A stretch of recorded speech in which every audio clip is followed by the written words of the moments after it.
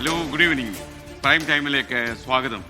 ഇന്ന് രണ്ട് സൂപ്പർ സ്റ്റാറുകളുടെ കാര്യങ്ങൾ നിങ്ങൾ ടെലിവിഷനിൽ കണ്ടു. ഒന്ന് മോഹൻലാലിൻ്റെ, ഒന്ന് മമ്മൂട്ടിയുടെ. മമ്മൂട്ടി ഏതാണ്ട് 8 മാസങ്ങൾക്ക് ശേഷം മമ്മൂട്ടി കേരളത്തിലേക്ക് വന്നു എന്നുള്ളതാണ് ഏറ്റവും പ്രധാനപ്പെട്ട കാര്യം. ഒരു രോഗബാധയ്ക്ക് ശേഷം അദ്ദേഹം കുറച്ചൊന്ന് ചെന്നൈയിലൊക്കെ ചികിത്സയിലൊക്കെ ആയിരുന്നു. ഇന്നലെ രോഗത്തോടൊക്കെ പൊരുതി അദ്ദേഹം പൂർണ്ണ സുഖം പ്രാപിച്ച് 8 മാസങ്ങൾക്ക് ശേഷം അദ്ദേഹം ഇന്ന് കൊച്ചി നെടുമ്പാശ്ശേരി വിമാനത്താവളത്തിൽ വന്നു. നമുക്ക് സന്തോഷമായി. Return of the mega star, welcome. അപ്പോൾ അത് ഒന്നത്. രണ്ട്, മോഹൻലാലിൻ്റെ മകളുടെ അരങ്ങേറ്റമായിരുന്നു ഇന്ന്. പൂജയായിരുന്നു സിനിമയുടെ.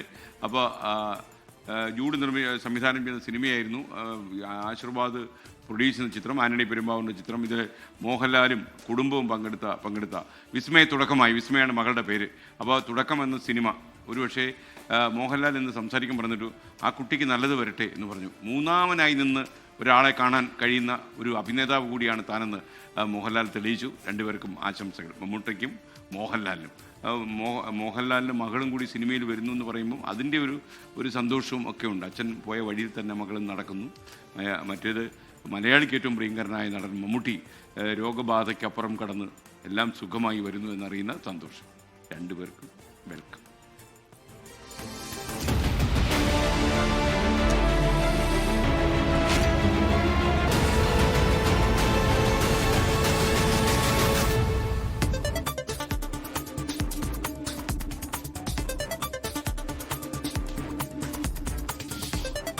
പ്രിയപ്പെട്ട പ്രേക്ഷകർക്ക് സ്വാഗതം. പ്രൈം ടൈം ആരംഭിക്കുന്നു. കോഴിക്കോട് എൻട്രി ഹോമിൽ നിന്ന് കാണാതായ പെൺകുട്ടി 2 തവണ പീഡനത്തിരയായതായി മെഡിക്കൽ റിപ്പോർട്ട് വന്നിരിക്കുന്നു. പോലീസ് കണ്ടെത്തി. തിരികെ എത്തിച്ചപ്പോൾ കുട്ടി നൽകിയ മൊഴിയിലും വൈദ്യപരിശോധനാ റിപ്പോർട്ടിലും പീഡനത്തിന് ഇരയായതായുണ്ട്. മൊഴിയുടെ അടിസ്ഥാനത്തിൽ ചേവായൂർ പോലീസ് പോക്സോ വകുപ്പ് പ്രകാരം 2 കേസുകൾ ഇപ്പോൾ രജിസ്റ്റർ ചെയ്തു. ഇപ്പം നിലവിൽ ഇന്നലെ മിസ്സിങ്ങിന് ശേഷം ഈ പോലീസിൽ റിപ്പോർട്ട് ചെയ്തു ഈ എൻട്രി ഹോമിൽ നിന്ന്. ആ റിപ്പോർട്ടിന് ശേഷം അവർ അന്വേഷിച്ച് കണ്ടെത്തി കുട്ടി ഏകദേശം ഒരു 8 മണിയോടുകൂടി 8:45 കണ്ടെത്തി കുട്ടിയുടെ സ്റ്റേറ്റ്മെൻറ്റ് മൊഴിയെടുത്തപ്പോൾ ഈ കുട്ടി വെളിപ്പെടുത്തിയ കാര്യങ്ങളാണ് ഈ പിന്നീടുണ്ടായ അബ്യൂസുകളെ കുറിച്ച്. ഈ കുട്ടിക്ക് ആരോഗ്യ പ്രശ്നങ്ങൾ ഉള്ളത് കൊണ്ടാണ് ഇത്തരം അപകടങ്ങളിൽ ഈ കുട്ടി കൂടുതലായിട്ട് പോയത്. അത് CWCക്ക് അറിയാമായിരുന്നു. അതുകൊണ്ടാണ് സംരക്ഷണം, സർക്കാർ സംവിധാനം ഈ കുട്ടിക്ക് അനിവാര്യമാണ്. കോഴിക്കോട് നിന്ന് കൂടുതൽ വിവരങ്ങളുമായി ഷഹദ് റഹ്മാൻ പ്രൈം ടൈമിൽ ചേരുന്നു. ഷഹദ്, പ്രൈം ടൈമിലേക്ക് താങ്കൾക്ക് സ്വാഗതം. എന്താണ് ശരിക്കും സംഭവിച്ചത്?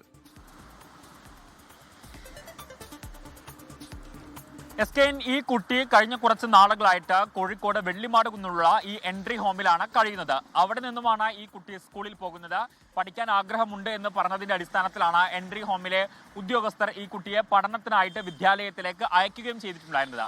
എന്നാൽ കഴിഞ്ഞ ചൊവ്വാഴ്ച ഈ പെൺകുട്ടി സ്കൂളിലേക്കാണെന്ന് പറഞ്ഞു പോകുന്നു. പക്ഷെ പിന്നീട് ഈ പെൺകുട്ടിയെ കാണുന്നില്ല. അങ്ങനെ പോലീസ് ഇതുമായി ബന്ധപ്പെട്ട് ഒരു മിസ്സിംഗ് കേസ് രജിസ്റ്റർ ചെയ്യുകയാണ് ചെയ്തിട്ടുണ്ടായിരുന്നത്. ആ കേസിൽ പോലീസ് വിശദമായിട്ട് അന്വേഷണം നടത്തുന്നു. അതായത് ഈ കേസ് എടുത്തിട്ടുണ്ടായിരുന്നത് ചേവായൂർ പോലീസാണ്. ചേവായൂർ പോലീസ് വിശദമായിട്ടുള്ള അന്വേഷണത്തിൽ ഈ പെൺകുട്ടിയെ കോഴിക്കോട് നഗരത്തിൽ വെച്ച് തന്നെ കണ്ടെത്തുന്നു. പിന്നീട് ഈ പെൺകുട്ടിയോട് കാര്യങ്ങൾ ചോദിച്ച് മനസ്സിലാക്കുന്നു. ആ ഘട്ടത്തിലാണ് പെൺകുട്ടി പോലീസിനോട് ഇക്കാര്യം വെളിപ്പെടുത്തുന്നത്. താൻ 2 തവണ പീഡനത്തിന് ഇരയായി എന്നുള്ളത്. കൂടാതെ പെൺകുട്ടിയെ വൈദ്യപരിശോധനയ്ക്ക് വിധേയമാക്കി. ആ ഘട്ടത്തിലും പെൺകുട്ടി പീഡനത്തിന് ഇരയായതായിട്ട് വൈദ്യപരിശോധനയിലും തെളിഞ്ഞു എന്നുള്ളതാണ് ഏറ്റവും ഗുരുതരമായിട്ടുള്ള കാര്യം. ഈ സംഭവങ്ങളെ തുടർന്ന് ഇപ്പോൾ പെൺകുട്ടിയെ സുരക്ഷിതമായ ഒരു ഇടത്തേക്ക് മാറ്റിയിരിക്കുകയാണ്. ഇതിൽ ഏറ്റവും പ്രധാനപ്പെട്ട കാര്യം, എൻട്രി ഹോം പോലെയുള്ള ഒരു സ്ഥാപനത്തിലെ ഒരു പെൺകുട്ടി വീണ്ടും പീഡനത്തിനിരയാകുന്നു എന്നുള്ളത് ഏറ്റവും ഗുരുതരമായിട്ടുള്ള കാര്യമാണ്. അതുകൊണ്ട് ഈ കുട്ടിക്ക് എങ്ങനെയാണ് ഈ ആളുകളെ ബന്ധപ്പെടാനുണ്ടായ സാഹചര്യം, ഒപ്പം തന്നെ ആരൊക്കെയാണ് ഈ പെൺകുട്ടിയെ പീഡിപ്പിച്ചത് എന്നതടക്കമുള്ള കാര്യങ്ങളിൽ വിശദമായിട്ടുള്ള ഒരു അന്വേഷണമാണ് ഇനി നടത്തേണ്ടത്. നിലവിൽ ഈ സംഭവം നടന്നിട്ടുള്ളത്, അതായത് പെൺകുട്ടിക്ക് 2 തവണ പീഡനം നടന്നിട്ടുള്ളത് അതായത് വെസ്റ്റ് ഹിൽ, അതായത് കടപ്പുറം ഭാഗത്താണ് ഈ സംഭവം നടന്നിട്ടുണ്ടായിരുന്നത്. അതുകൊണ്ട് തന്നെ ഈ കുട്ടിയെ വെള്ളയിൽ പോലീസ് സ്റ്റേഷൻ പരിധിയിലാണ് ഈ സംഭവം നടന്നിട്ടുള്ളത് എന്നുള്ളത് കൊണ്ട് തന്നെ ഈ കേസ് വെള്ളയിൽ പോലീസ് സ്റ്റേഷനിലേക്ക് കൈമാറേണ്ടതുണ്ട്. എന്തായാലും നിലവിൽ ഇപ്പോൾ ഈ കുട്ടി പീഡനത്തിന് ഇരയായി എന്ന് കുട്ടിയുടെ മൊഴിയും ഒപ്പം തന്നെ വൈദ്യപരിശോധനയിലും കണ്ടെത്തിയിട്ടുണ്ട്. നടന്നിട്ടുണ്ടായിരുന്നത് അത് വെള്ളയിൽ ഭാഗത്ത് വെച്ചാണ്, ബീച്ച് പരിസരത്ത് വെച്ചാണ്. അപ്പോൾ ആരാണ് ഈ പെൺകുട്ടിയെ പീഡിപ്പിച്ചത് എന്ന കാര്യമാണ് ഇനി വ്യക്തത കൈവരേണ്ടത്. മാത്രവുമല്ല, പെൺകുട്ടിയുടെ കയ്യിൽ ഫോൺ ഉണ്ടായിരുന്നില്ല. അപ്പോൾ എങ്ങനെയാണ് ഈ പെൺകുട്ടി ഈ യുവാക്കളെ ബന്ധപ്പെട്ടത് എന്നതടക്കമുള്ള കാര്യങ്ങളിലും വിശദമായിട്ടുള്ള ഒരു അന്വേഷണം വേണം. അതിനുള്ള നടപടികൾ എന്തായാലും പോലീസ് ആരംഭിച്ചിട്ടുണ്ട്. നിലവിൽ ഇപ്പോൾ ചേവായൂർ പോലീസിന്റെ ഭാഗത്താണ് കേസുള്ളത്. അത് വെള്ളയിൽ പോലീസ് സ്റ്റേഷനിലേക്ക് കൈമാറുകയും ചെയ്യും. SKN.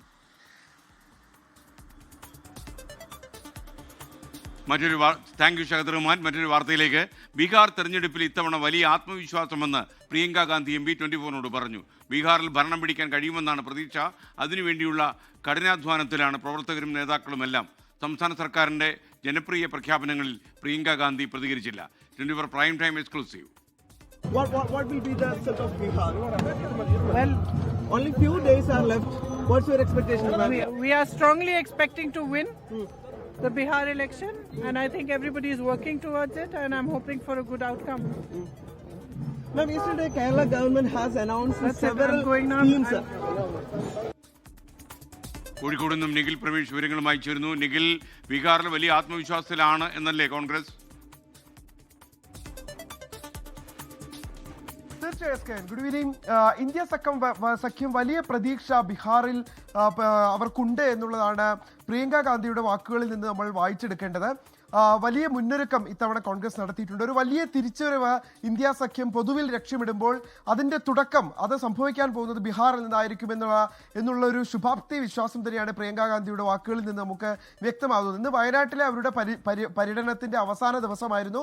വിവിധ പരിപാടികൾ കഴിഞ്ഞ് അവർ കണ്ണൂർ വിമാനത്താവളത്തിലേക്ക് പോകുന്നതിന് തൊട്ട് മുൻപാണ് 24മായി അവർ പ്രതികരിച്ചത്, മീനങ്ങാടിയിൽ വെച്ച് പ്രതികരിച്ചത്. അപ്പോൾ ബീഹാർ രാഷ്ട്രീയത്തെക്കുറിച്ച് തന്നെയാണ് 6-ാം തീയതി തെരഞ്ഞെടുപ്പ് നടക്കാനിരിക്കുമ്പോൾ ബീഹാർ രാഷ്ട്രീയത്തെക്കുറിച്ച് തന്നെയാണ് നമ്മൾ ചോദിച്ചത്. വലിയ ആത്മവിശ്വാസം ഇന്ത്യ സഖ്യത്തിനുണ്ട്. അതിനു വേണ്ടിയിട്ടുള്ള വലിയ മുന്നൊരുക്കം ഞങ്ങൾ അവിടെ നടത്തുന്നുണ്ട്. പ്രവർത്തകരും നേതാക്കളും ഒക്കെ വലിയ രീതിയിലുള്ള ഇടപെടലുകൾ അവിടെ നടത്തുന്നുണ്ട്. അതിന്റെ പ്രതിഫലനം തെരഞ്ഞെടുപ്പിൽ ഉണ്ടാകും എന്ന് തന്നെയാണ് അവർ വ്യക്തമാക്കുന്നത്. അതോടൊപ്പം തന്നെ ഇന്നലെ കേരളത്തിൽ മുഖ്യമന്ത്രി നടത്തിയിട്ടുള്ള വലിയൊരു പ്രഖ്യാപനമുണ്ട്. നിരവധി ക്ഷേമ പെൻഷൻ വർധനവ് അടക്കമുള്ള കാര്യങ്ങളുണ്ട്. അതിനെക്കുറിച്ച് നമ്മൾ ചോദിച്ചപ്പോൾ അതിനോട് പ്രതികരിക്കാൻ പക്ഷേ പ്രിയങ്ക ഗാന്ധി തയ്യാറായില്ല.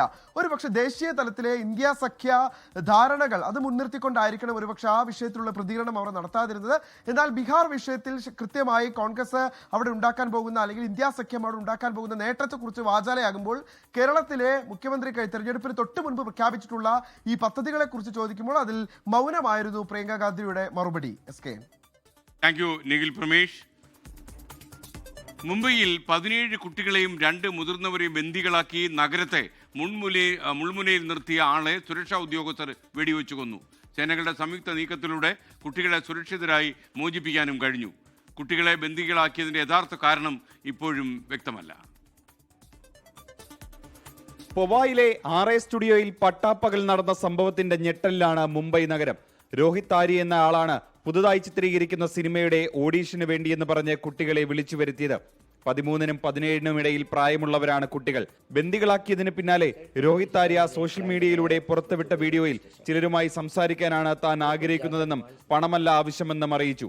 തന്റെ ആവശ്യം അംഗീകരിച്ചില്ലെങ്കിൽ സ്റ്റുഡിയോ കത്തിക്കുമെന്നും ഭീഷണി മുഴക്കി. मेरे को ज़्यादा डिमांड्स नहीं है, बहुत सिंपल डिमांड्स है, बहुत मॉरल डिमांड्स है, बहुत एथिकल डिमांड्स है. और मेरे कुछ सवाल है, मुझे कुछ लोगों से बात करनी है, उनको सवाल पूछने हैं, उनके जवाब पर अगर मुझे काउंटर क्वेश्चन है तो मुझे काउंटर क्वेश्चन पूछना है. लेकिन मुझे ये जवाब चाहिए, मुझे दूसरा कुछ नहीं चाहिए. ना मैं टेररिस्ट हूँ, ना मेरी बहुत बड़ी पैसों की डिमांड है. कुछ भी पैसों की डिमांड तो है ही नहीं, इमोरल तो बिल्कुल भी नहीं है. കുട്ടികളെ ബന്ദികളാക്കിയ സംഭവം അറിഞ്ഞ ആൾക്കൂട്ടം സ്റ്റുഡിയോയ്ക്ക് മുന്നിൽ തടിച്ചുകൂടി. പിന്നാലെ ക്വിക്ക് റെസ്പോൺസ് യൂണിറ്റ് ഉൾപ്പെടെയുള്ള സുരക്ഷാ സംഘം സ്ഥലത്തേക്ക് പാഞ്ഞെത്തി.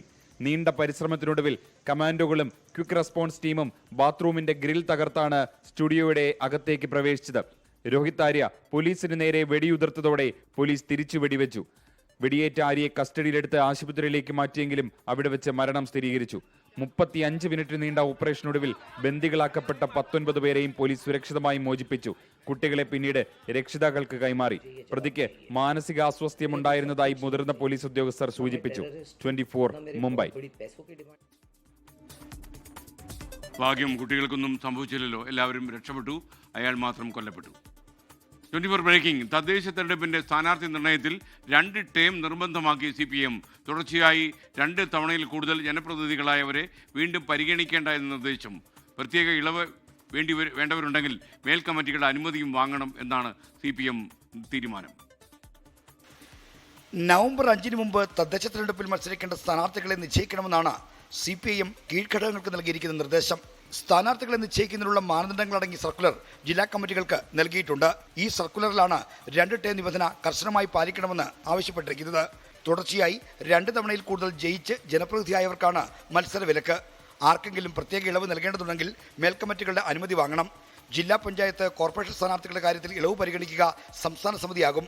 മറ്റുള്ള തദ്ദേശ സ്ഥാപനങ്ങളുടെ കാര്യത്തിൽ ജില്ലാ കമ്മിറ്റിയാണ് ഇളവ് നൽകേണ്ടത്. കൂടുതൽ യുവതിയുവാക്കൾക്കും പുതുമുഖങ്ങൾക്കും അവസരം നൽകുന്നതിന് വേണ്ടിയാണ് 2 ടേം നിബന്ധന കർശനമാക്കുന്നത്. സഹകരണ സ്ഥാപനങ്ങളിലെ ജീവനക്കാരെ സ്ഥാനാർത്ഥിയായി പരിഗണിക്കില്ല. പ്യൂൺ, വാച്ച്മാൻ, കളക്ഷൻ ഏജന്റ് തസ്തികയിലുള്ളവർക്ക് മാത്രമേ ഇളവുണ്ടാകൂ. ഏതെങ്കിലും സഹകരണ ജീവനക്കാർ മത്സരിക്കേണ്ടത് അനിവാര്യമായി വന്നാൽ ലീവ് എടുക്കണമെന്നാണ് നിർദ്ദേശം. ലോക്കൽ ഏരിയ സെക്രട്ടറിമാർ മത്സരിക്കേണ്ടി വന്നാൽ പകരം സെക്രട്ടറി തിരഞ്ഞെടുത്ത ശേഷമേ അനുമതി നൽകാൻ പാടുള്ളൂവെന്നും CPIM സംസ്ഥാന സമിതി പുറത്തിറക്കിയ സർക്കുലറിൽ പറയുന്നുണ്ട്. R. ശ്രീജിത്ത്, 24, തിരുവനന്തപുരം. PM ശ്രീ പദ്ധതിയിൽ സർക്കാർ ഒപ്പുവെച്ചതിന് വിമർശിച്ച CPM general secretary MA baby മുന്നണിയിൽ ചർച്ച നടന്നതിന് മുൻപ് പദ്ധതിയിൽ ഒപ്പിട്ട സാഹചര്യം ഒഴിവാക്കേണ്ടതായിരുന്നു. അതിന്റെ അടിസ്ഥാനത്തിലാണ് മന്ത്രിസഭാ ഉപസമിതി ഇപ്പോൾ രൂപീകരിച്ചത്. ധാരണാപത്രം ഒപ്പിടുന്നത് എല്ലാവർക്കും വ്യക്തത വരുന്ന രീതിയിലാകണമായിരുന്നെന്നും MA ബേബി. അല്ല, ചർച്ച നടത്തുന്നതിന് മുമ്പ് ഇങ്ങനെ ഒപ്പിടേണ്ടി വന്നത് ഒഴിവാക്കപ്പെടേണ്ടതായിരുന്നു. അതിൻ്റെ അടിസ്ഥാനത്തിലാണ് ഇപ്പോൾ മന്ത്രിസഭാ ഉപസമിതി അതെല്ലാം സംബന്ധിച്ച് ഒരു വ്യക്തത വരുത്താൻ വേണ്ടി ശ്രമിക്കുന്നത്. എല്ലാവർക്കും വ്യക്തതയുണ്ടാകുന്ന വിധത്തിൽ ചർച്ച ചെയ്ത് വേണ്ടിയിരുന്നു PM ശ്രീയുടെ കാര്യത്തിൽ കേന്ദ്ര ഗവൺമെൻറ്റുമായി ഈ ധാരണാപത്രം ഒപ്പിടാൻ എന്നുള്ളതിപ്പം മുഖ്യമന്ത്രി വിശദീകരിച്ചതാണല്ലോ. അപ്പോൾ ഇനി ഈ ഉപസമിതിയുടെ പ്രവർത്തനങ്ങൾ എങ്ങനെ മുന്നോട്ട് പോകും എന്നുള്ളത് നോക്കുക. അതിനാണ് നമ്മൾ ഊന്നൽ കൊടുക്കേണ്ടത്. സെൻട്രൽ ന്യൂസ് ഡെസ്കിൽ നിന്ന് B. ദിലീപ് കുമാർ വിവരങ്ങളുമായി ചേരുന്നു. ദിലീപ്, യഥാർത്ഥത്തിൽ നിശ്ചിതമായ ഒരു വിമർശനം അതിലുണ്ടോ? SKN മുന്നണിയിലും പാർട്ടിയിലും സർക്കാരിലും വേണ്ടത്ര കൂടിയാലോചന നടത്താതെ PM ശ്രീ പദ്ധതിയിൽ ഒപ്പിട്ടതിനെയാണ് MA ബേബി ഈ അതൃപ്തി പരസ്യമായി തന്നെ പറയുന്നത്. അതൃപ്തി പരസ്യമായി പറയുന്നുവെന്ന് പറഞ്ഞാൽ കടുത്ത ഭാഷയിലുള്ള വിമർശനമല്ല, പക്ഷേ ആ കാര്യം MA ബേബിയുടെ വാക്കുകളിലുണ്ട്. അത് ഒഴിവാക്കേണ്ടതായിരുന്നു. സർക്കാരിലും വേണ്ടത്ര ചർച്ച നടത്തി, മുന്നണിയിലുമൊക്കെ ചർച്ച നടത്തിയതിനു ശേഷം PM ശ്രീ പദ്ധതിയുമായി മുന്നോട്ട് പോയാൽ മതിയായിരുന്നു എന്ന നിലപാടാണ് ഈ കാര്യത്തിൽ ഇപ്പോൾ MA ബേബി പറഞ്ഞിരിക്കുന്നത്. അദ്ദേഹമാണ് ഈ പ്രതിസന്ധി പരിഹരിക്കുന്നതിന് മുൻകൈയെടുത്തത്. ഇന്നലെ രാവിലെ തന്നെ തിരുവനന്തപുരത്ത് നടന്ന ചർച്ചകൾക്ക്, CPIMുമായി ബന്ധപ്പെട്ട് നടന്ന ചർച്ചകൾക്കൊക്കെ നേതൃത്വം നൽകിയത് MA ബേബിയാണ്. ഈ പ്രതിസന്ധി എത്രയും വേഗം പരിഹരിക്കണം. അത് ദേശീയ തലത്തിൽ CPIMനും CPIക്കുമൊക്കെ വലിയ പ്രതിസന്ധി ഉണ്ടാക്കുന്ന കാര്യമാണ്. അതുകൊണ്ട് ഈ പ്രശ്നം സംസ്ഥാനത്ത് തന്നെ പരിഹരിക്കണം എന്ന നിലപാടാണ് MA ബേബി സ്വീകരിച്ചിരുന്നത്. അതിൻ്റെ കൂടി അടിസ്ഥാനത്തിലാണ് ആ ചർച്ചകൾ ഇന്നലെ MA ബേബി കൂടി നിർദ്ദേശിച്ച ചില വഴികളിലേക്ക് പോയതും കേന്ദ്ര സർക്കാരിനെ ഇക്കാര്യം അറിയിക്കുന്നതിന്, അതായത് മന്ത്രിസഭാ ഉപസമിതിയുടെ തീരുമാനം വരുന്നതുവരെ അത് മരവിപ്പിക്കുന്നതായി കത്തു നൽകുന്നതിനുമുള്ള തീരുമാനത്തിലേക്ക് പിന്നീട് CPIM എത്തുന്നതും CPIയെ ഇക്കാര്യം അറിയിക്കുന്നതും. CPI ദേശീയ general secretary D. രാജയെ MA baby തന്നെയാണ് ഈ വിവരം അറിയിച്ചത്. തുടർന്ന് D. രാജയാണ് സംസ്ഥാന നേതൃത്വവുമായി ചർച്ചകൾ നടത്തുകയും പ്രശ്നപരിഹാരത്തിന് വഴിയൊരുങ്ങുകയും ഒക്കെ ചെയ്തത്. പക്ഷേ CPIMൽ ഇതിൻ്റെ പ്രതിസന്ധി അല്ലെങ്കിൽ ഇതിൻ്റെ ഒരു അലയൊലി അത് വലിയ ശക്തിയിലല്ലെങ്കിൽ പോലും ഇക്കാര്യത്തിലുള്ള ചില അതൃപ്തി ഒരുപക്ഷെ വൈകാതെ തന്നെ അടുത്ത കമ്മിറ്റികളിലൊക്കെ പുറത്തു വന്നേക്കാം എന്ന സൂചനയാണ് ഇപ്പോൾ MA ബേബിയുടെ വാക്കുകളിൽ പ്രകടമാകുന്നത്. Okay, thank you Dilip Kumar. Sujesh Nannangadi പറയുന്നു, SKN ഗുഡ് ഈവനിങ്. കുറേ ആൾക്കാർ ഗുഡ് ഈവനിങ് പറഞ്ഞു. എല്ലാവർക്കും ഗുഡ് ഈവനിങ്. SKN ആദ്യത്തെ വാർത്ത എല്ലാവർക്കും സന്തോഷം ഉളവാക്കി. പക്ഷേ രണ്ടാമത്തെ വാർത്ത അല്പം ഞെട്ടിച്ചു എന്നാണ് പറയുന്നത്. എനിക്കൊന്ന് മോഹൻലാലിൻ്റെയും മമ്മൂട്ടിയുടെയും കാര്യം പറഞ്ഞതായിരിക്കും ഈ പ്രേക്ഷകൻ പറയുന്നതാണ് ഞാൻ വിശ്വാസം. എന്തായാലും അദ്ദേഹം പൂർണ്ണമായി സുഖം പ്രാപിച്ചു. മോഹൻലാൽ അദ്ദേഹത്തിൻ്റെ മകളുടെ ചിത്രത്തിൻ്റെ പൂജയായിരുന്നു. രണ്ടുപേരും അദ്ദേഹം ഒരു 8 മാസം ഇടവേളയ്ക്ക് ശേഷമാണ് മമ്മൂട്ടി കൊച്ചി നെടുമ്പാശ്ശേരിയിലെത്തിയത്. മന്ത്രി P. രാജീവൊക്കെ അദ്ദേഹത്തിന് എയർപോർട്ടിൽ പോയി സ്വീകരിക്കുകയും ചെയ്തു. PM ശ്രീ പദ്ധതിയിൽ LDFിലെ തർക്കം തീർത്തതിൽ CPM general secretary MA ബേബിയെ CPI അഭിനന്ദിച്ചു. MA ബേബിയുടെ നിർണായക ഇടപെടലുകൾ ഫലം കണ്ടുവന്ന ജനയുഗത്തിലെ ലേഖനത്തിൽ CPI കേന്ദ്ര സെക്രട്ടറി അംഗം K. പ്രകാശ് ബാബു എഴുതി കണ്ടു. അതേസമയം മന്ത്രിസഭാ ഉപസമിതി രൂപീകരിച്ചത് CPIയുടെ കണ്ണിൽ പൊടിയിടാൻ വേണ്ടി മാത്രമാണെന്ന് പരിഹാസമുണ്ടായി. സർക്കാരിന് PM ശ്രീ പദ്ധതി സംബന്ധിച്ച് ഇപ്പോഴും വ്യക്തതയില്ലെന്ന് പ്രിയങ്ക ഗാന്ധി. PM ശ്രീ പദ്ധതി സംബന്ധിച്ച തർക്കം അവസാനിച്ചതിന് പിന്നാലെ ജനയുഗം ദിനപത്രത്തിൽ എഴുതിയ ലേഖനത്തിലാണ് CPM ജനറൽ സെക്രട്ടറി MA ബേബിയെ K പ്രകാശ് ബാബു അഭിനന്ദിച്ചത്. MA ബേബി കേരളത്തിൽ ക്യാമ്പ് ചെയ്ത് ഉചിതമായ പരിഹാരം കണ്ടെത്താൻ ശ്രമിച്ചു. നിർണായകമായ ആ ഇടപെടലുകൾ ഫലം കണ്ടുവെന്നാണ് K പ്രകാശ് ബാബുവിന്റെ പ്രശംസ. ധാരണാപത്രം ഒപ്പുവെച്ച വിഷയത്തിൽ ബേബി അശക്തനും നിസ്സഹായനുമാണെന്ന പ്രകാശ് ബാബുവിന്റെ പ്രതികരണം നേരത്തെ വിവാദമായിരുന്നു. അതേസമയം CPI വീണ്ടും കബളിപ്പിക്കപ്പെട്ടുവെന്ന പ്രതിപക്ഷ നേതാവ് VD സതീശന്റെ വിമർശനത്തിന് പിന്നാലെ സർക്കാരിനെ വിമർശിച്ച് പ്രിയങ്ക ഗാന്ധി MPയും രംഗത്തെത്തി. Yes, and they should decide where they stand on these things. It cannot be one foot this side and one foot the other. PM Shri പദ്ധതിയിലെ സംസ്ഥാന സർക്കാരിന്റെ നിലപാടിനെ കേന്ദ്രമന്ത്രി ജോർജ് കുര്യനും വിമർശിച്ചു. കേരളത്തിലെ സർക്കാർ സ്കൂളുകളെ തകർക്കാനുള്ള ഒരു ശ്രമമാണിത്. അതേസമയം പദ്ധതിയെക്കുറിച്ച് പഠിക്കാൻ നിയോഗിച്ച മന്ത്രിസഭാ ഉപസമിതിയുടെ പ്രവർത്തനങ്ങൾ വൈകുമെന്നാണ് സൂചന. വിവിധ ബ്യൂറോകൾക്കൊപ്പം ന്യൂസ് ഡെസ്ക് 24. നന്ദൻ കെ ചോദിക്കുന്നു, ഇന്നലെ ബിനോയ് വിശ്വം മുഖ്യമന്ത്രിയുമായി ഇരിക്കുമ്പോൾ വളരെ സന്തോഷം പ്രകടിപ്പിച്ചല്ലോ, പിന്നെ എന്താ കുഴപ്പം? കുഴപ്പമൊക്കെ മാറി എന്നാണ് തോന്നുന്നത്. ശബരിമല ശ്രീകോവിലെ കട്ടിളപ്പാളി കേസിൽ ഉണ്ണികൃഷ്ണൻ പോറ്റിയുടെ അറസ്റ്റ് രേഖപ്പെടുത്താൻ SIT അടുത്ത മാസം അറസ്റ്റ് രേഖപ്പെടുത്തി കസ്റ്റഡിയിൽ വാങ്ങാനാണ് നീക്കം. ഈ വാർത്തയുടെ വിശദാംശങ്ങൾ ഇടവേളയ്ക്ക് ശേഷം നമുക്ക് നൽകാൻ കഴിയും. രാഹുൽ ഗാന്ധിയെയും തേജസ്വി യാദവിനെയും കടന്നാക്രമിച്ച് ബീഹാറിൽ പ്രധാനമന്ത്രി നരേന്ദ്രമോദിയുടെ തെരഞ്ഞെടുപ്പ് പ്രചാരണം. രാജ്യത്തെയും ബീഹാറിലെയും അഴിമതി കുടുംബങ്ങളിലെ യുവരാജാക്കന്മാരാണ് ഇരുവരുമെന്നാണ് പ്രധാനമന്ത്രി പറഞ്ഞത്. മഹാസഖ്യത്തിനെതിരായ ആരോപണങ്ങൾക്ക് രാഹുൽ ഗാന്ധിയും ഇന്ന് ബീഹാറിൽ മറുപടി കൊടുത്തു. തെരഞ്ഞെടുപ്പ് പ്രചാരണത്തിനിടെ പ്രശാന്ത് കിഷോറിന്റെ ജൻ സ്വരാജ് പാർട്ടിയുടെ നേതാവ് വെടിയേറ്റ് കൊല്ലപ്പെട്ടു. ബീഹാറിൽ നിന്ന് ശ്രീനാഥ് ചന്ദ്രൻ തത്സമയം ചേരുകയാണ്. ശ്രീനാഥ്, നാടകീയമായ നീക്കങ്ങളും നാടകീയമായ സംഭവങ്ങളുമാണല്ലോ അവിടെ നടക്കുന്നത് ഇപ്പോൾ. തീർച്ചയായും SKN തെരഞ്ഞെടുപ്പ് പ്രചാരണത്തിന്റെ, അതായത് ആദ്യഘട്ട വോട്ടെടുപ്പിനുള്ള തെരഞ്ഞെടുപ്പ് പ്രചാരണത്തിന്റെ അവസാന ലാപ്പിലേക്ക് പാർട്ടികൾ കടക്കുകയാണ്. ഇന്നിപ്പോൾ പ്രധാനപ്പെട്ട നേതാക്കൾ എല്ലാവരും തന്നെ ബീഹാറിലുണ്ട്. പ്രധാനമന്ത്രി നരേന്ദ്രമോദി, ആഭ്യന്തരമന്ത്രി അമിത്ഷാ, രാഹുൽ ഗാന്ധി അടക്കമുള്ള നേതാക്കളൊക്കെ തന്നെ തെരഞ്ഞെടുപ്പ് റാലികളിൽ സജീവമായി തന്നെ പങ്കെടുക്കുന്നുണ്ട്.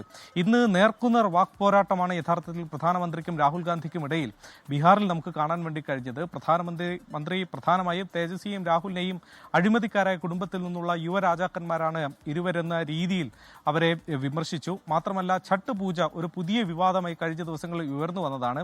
വോട്ടിനു വേണ്ടി പ്രധാനമന്ത്രി എന്തും ചെയ്യും, അത്തരമൊന്നാണ് ഛട്ട് പൂജയുമായി ബന്ധപ്പെട്ട് കാണുന്നത് എന്നതായിരുന്നു രാഹുൽ ഗാന്ധി കഴിഞ്ഞ ദിവസം നടത്തിയൊരു പരാമർശം. അത് വലിയ തോതിൽ BJP ഏറ്റുപിടിക്കുകയും അതിനെ മറ്റൊരു തരത്തിൽ വിവാദമാക്കി മാറ്റുന്നുമുണ്ട്. പ്രധാനമന്ത്രി ഇന്ന് പറഞ്ഞത് സ്ത്രീകളെയും അമ്മമാരെയും ഒക്കെ അപമാനിക്കാനുള്ള ശ്രമമാണ്, തുടർ ശ്രമമാണ് കോൺഗ്രസിന്റെ ഭാഗത്തു നിന്നുണ്ടായത്. അത്തരമൊരു പരാമർശമാണ് രാഹുൽ ഗാന്ധിയുടെ ഭാഗത്തു നിന്നുണ്ടായത് എന്ന് പ്രധാനമന്ത്രി ഇന്ന് പറഞ്ഞു. എന്നാൽ ഇന്നും ഛട്ട് പൂജയുമായി ബന്ധപ്പെട്ട വാദങ്ങൾ രാഹുൽ ഗാന്ധിയും ഉന്നയിച്ചു. യമുന നദിയിൽ താൽക്കാലികമായ ഒരു സംവിധാനം ഛട്ട് പൂജയുമായി ബന്ധപ്പെട്ട ചടങ്ങുകൾക്കായി തീർത്തത് വെറും കണ്ണിൽ പൊടിയിടൽ മാത്രമാണ്, അത് വോട്ട് ലക്ഷ്യമിട്ടല്ലാതെ മറ്റെന്താണ് എന്ന ചോദ്യം രാഹുൽ ഗാന്ധിയും തിരിച്ചു ഉന്നയിക്കുകയും ചെയ്തു. ബീഹാറിൽ സീതാദേവിക്ക് ഒരു ക്ഷേത്രം പണിയുന്നുണ്ട്, അത് 2 വർഷത്തിനകം പൂർത്തിയാകുമെന്നും പ്രധാനമന്ത്രി തന്നെ അതിൻ്റെ ചടങ്ങുകൾ, പ്രതിഷ്ഠാ ചടങ്ങുകളൊക്കെ തന്നെ നടത്തുമെന്നും കേന്ദ്ര ആഭ്യന്തരമന്ത്രി അമിത്ഷായും ഇന്ന് സംസ്ഥാനത്ത് നടന്ന റാലിയിൽ വെച്ച് പറയുകയും ചെയ്തു. ഒപ്പം തന്നെ അക്രമ സംഭവങ്ങൾ ഇന്ന് നടന്നു എന്നതാണ് വലിയ ആശങ്കയുണ്ടാക്കുന്നത്. പട്ന ജില്ലയിൽ തന്നെയുള്ള ഒരിടത്ത് വെച്ചാണ് ഇന്നിപ്പോൾ ജൻ സ്വരാജ് പാർട്ടിയുടെ നേതാവിനെ വെടിവെച്ച് കൊന്നത്. അവിടെയുള്ള സ്ഥാനാർത്ഥിയുടെ പ്രചാരണത്തിനായി പോകുമ്പോഴാണ് അദ്ദേഹത്തിന് നേരെ ആക്രമണം ഉണ്ടാകുന്നതും വെടിയേറ്റ് അദ്ദേഹം കൊല്ലപ്പെടുകയും ചെയ്തത്. ഗയയിലും ഒരു സ്ഥാനാർത്ഥിക്ക് നേരെ ഗ്രാമീണർ ആക്രമണം നടത്തി. ജയിച്ചു വന്നിട്ടും നാട്ടിലെ റോഡ് നിർമ്മാണം പൂർത്തിയാക്കിയില്ല എന്ന് ആരോപിച്ചായിരുന്നു നാട്ടുകാർ അവിടെ മുൻ സ്ഥാനാർത്ഥിക്ക് നേരെ കയ്യേറ്റം ചെയ്യുകയും ചെയ്തത്. Okay, thank you. ശ്രീനാഥ് ചന്ദ്രനാണ് ബീഹാറിൽ നിന്ന് വിവരങ്ങൾ നൽകിയത്. മറ്റൊരു വാർത്തയിലേക്ക്. ശബരിമല ശ്രീകോവിലിലെ കട്ടിളപ്പാളി കേസിൽ ഉണ്ണികൃഷ്ണൻ പോറ്റിയുടെ അറസ്റ്റ് രേഖപ്പെടുത്താൻ സ്പെഷ്യൽ ഇൻവെസ്റ്റിഗേഷൻ ടീം അടുത്ത മാസം അറസ്റ്റ് രേഖപ്പെടുത്തി കസ്റ്റഡിയിൽ വാങ്ങാനാണ് SITയുടെ നീക്കം. ശബരിമല സ്വർണ്ണക്കൊള്ള കേസിൽ ഉണ്ണികൃഷ്ണൻ പോറ്റിയെ റിമാൻഡ് ചെയ്തു. 14 ദിവസത്തേക്കാണ് ജുഡീഷ്യൽ കസ്റ്റഡിയിൽ വിട്ടത്. ആരോഗ്യ പ്രശ്നങ്ങളുണ്ടെന്ന് ഉണ്ണികൃഷ്ണൻ പോറ്റി കോടതിയിൽ പറഞ്ഞു. ഉച്ചയോടെയാണ് പ്രത്യേക അന്വേഷണ സംഘം ഉണ്ണികൃഷ്ണൻ പോറ്റിയെ റാന്നി കോടതിയിൽ ഹാജരാക്കിയത്. പരാതികളുണ്ടോ എന്ന കോടതിയുടെ ചോദ്യങ്ങൾക്ക് ഇല്ലെന്നായിരുന്നു ഉണ്ണികൃഷ്ണൻ പോറ്റിയുടെ മറുപടി. അപസ്മാരബാധിതനെന്നും ജയിലിൽ പോകാൻ ബുദ്ധിമുട്ടുണ്ടെന്നും പോറ്റിയുടെ അഭിഭാഷകൻ പറഞ്ഞു. എന്നാൽ വൈദ്യപരിശോധനയ്ക്കുള്ള സജ്ജീകരണങ്ങൾ ഉണ്ടെന്ന് പ്രോസിക്യൂഷൻ ബോധിപ്പിച്ചു. പ്രോസിക്യൂഷൻ ജുഡീഷ്യൽ കസ്റ്റഡിയിൽ വിടണമെന്ന ആവശ്യമാണ് കോടതിയിൽ ഉന്നയിച്ചത്. ഇത് അംഗീകരിച്ച Ranni judicial first class magistrate കോടതി 14 ദിവസത്തേക്ക് റിമാൻഡ് ചെയ്യുകയായിരുന്നു. ശബരിമലയിലെ കട്ടിളപ്പാളി കേസിലും ഉണ്ണികൃഷ്ണൻ പോറ്റിയുടെ അറസ്റ്റ് SIT സംഘം രേഖപ്പെടുത്തും. അതിനുശേഷം അടുത്ത മാസം കസ്റ്റഡിയിൽ വാങ്ങാനും ആലോചനയുണ്ട്.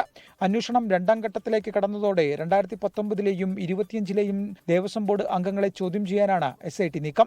ഇതിനായി തെളിവ് ശേഖരണം ആരംഭിച്ചു. ഇക്കാലത്തെ മിനിറ്റ്സ് രേഖകൾ വിശദമായി പരിശോധിക്കും. ശബരിമലയിൽ ഉണ്ണികൃഷ്ണൻ പോറ്റി സ്വാധീനമുണ്ടാക്കിയത് തന്ത്രി കുടുംബത്തെ മറയാക്കിയെന്ന് SIT അന്വേഷണത്തിൽ വ്യക്തമായി. ശബരിമലയിൽ കയറിക്കൂടിയ ശേഷം തന്ത്രി കുടുംബവുമായി പരിചയമുണ്ടാക്കി. ഈ പരിചയം ഉപയോഗിച്ചാണ് ഇതര സംസ്ഥാനങ്ങളിൽ ധനികരുമായി ഉണ്ണികൃഷ്ണൻ പോറ്റി സൗഹൃദമുണ്ടാക്കിയത്. ഇതര സംസ്ഥാനങ്ങളിലുള്ളവർ ധരിച്ചത് ഉണ്ണികൃഷ്ണൻ പോറ്റി ശബരിമലയിലെ മുഖ്യ പൂജാരി എന്നാണ്. അതേസമയം മുരാരി ബാബുവിന്റെ കസ്റ്റഡി കാലാവധി നാളെ അവസാനിക്കും. മുരാരി ബാബുവിനെ ശബരിമലയിലെത്തിച്ച് തെളിവെടുപ്പ് നടത്താനും ആലോചനയുണ്ട്. 24 പത്തനംതിട്ട. കൊച്ചി കലൂർ സ്റ്റേഡിയം വാദത്തിൽ ഒളിച്ചുകളി തുടർന്ന് സ്പോർട്സ് കേരള ഫൗണ്ടേഷൻ. സ്പോൺസറുമായുള്ള കരാർ വ്യവസ്ഥകളിൽ SKFന് പ്രതികരണമില്ല. മെസ്സിയുടെ കേരള സന്ദർശനവുമായി ബന്ധപ്പെട്ട് എത്ര തുക ചെലവായെന്ന് വ്യക്തമാക്കാൻ കായിക മന്ത്രിക്ക് ഉത്തരവാദിത്വമുണ്ടെന്ന് മുസ്ലിം ലീഗ് പ്രതികരിച്ചു. സ്റ്റേഡിയത്തിൽ അതിക്രമിച്ച് കയറിയെന്ന GCDയുടെ പരാതിയിൽ എറണാകുളം DCC അധ്യക്ഷൻ ഉൾപ്പെടെയുള്ളവർക്കെതിരെ കേസെടുത്തു.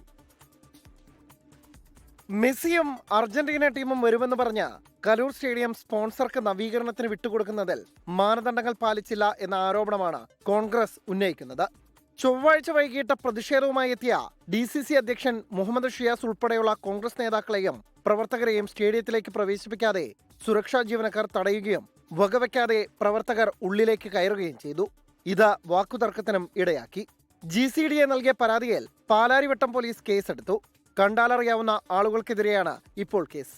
മുഹമ്മദ് ഷിയാസ് ഉൾപ്പെടെയുള്ളവരെ പ്രതി ചേർക്കും. അതേസമയം സ്റ്റേഡിയം നവീകരണത്തിൽ കരാർ എവിടെ എന്ന ചോദ്യത്തിൽ സ്പോർട്സ് കേരള ഫൗണ്ടേഷൻ മൗനം തുടരുകയാണ്. കരാറുണ്ടെങ്കിൽ കരാറിന്റെ വ്യവസ്ഥകൾ വ്യക്തമാക്കാൻ ഇനിയും തയ്യാറായിട്ടില്ല. സ്പോൺസർക്കല്ല സ്പോർട്സ് കേരള ഫൗണ്ടേഷനാണ് സ്റ്റേഡിയം നൽകിയത് എന്ന് പറഞ്ഞ GCDയെ കൈയൊഴിഞ്ഞു. പൊതുസ്ഥലം നവീകരിക്കാൻ വിട്ടുകൊടുത്തതിൽ ദുരൂഹത മാറ്റേണ്ടത് കായിക വകുപ്പെന്ന പ്രതിപക്ഷ നേതാവ് VD സതീശൻ.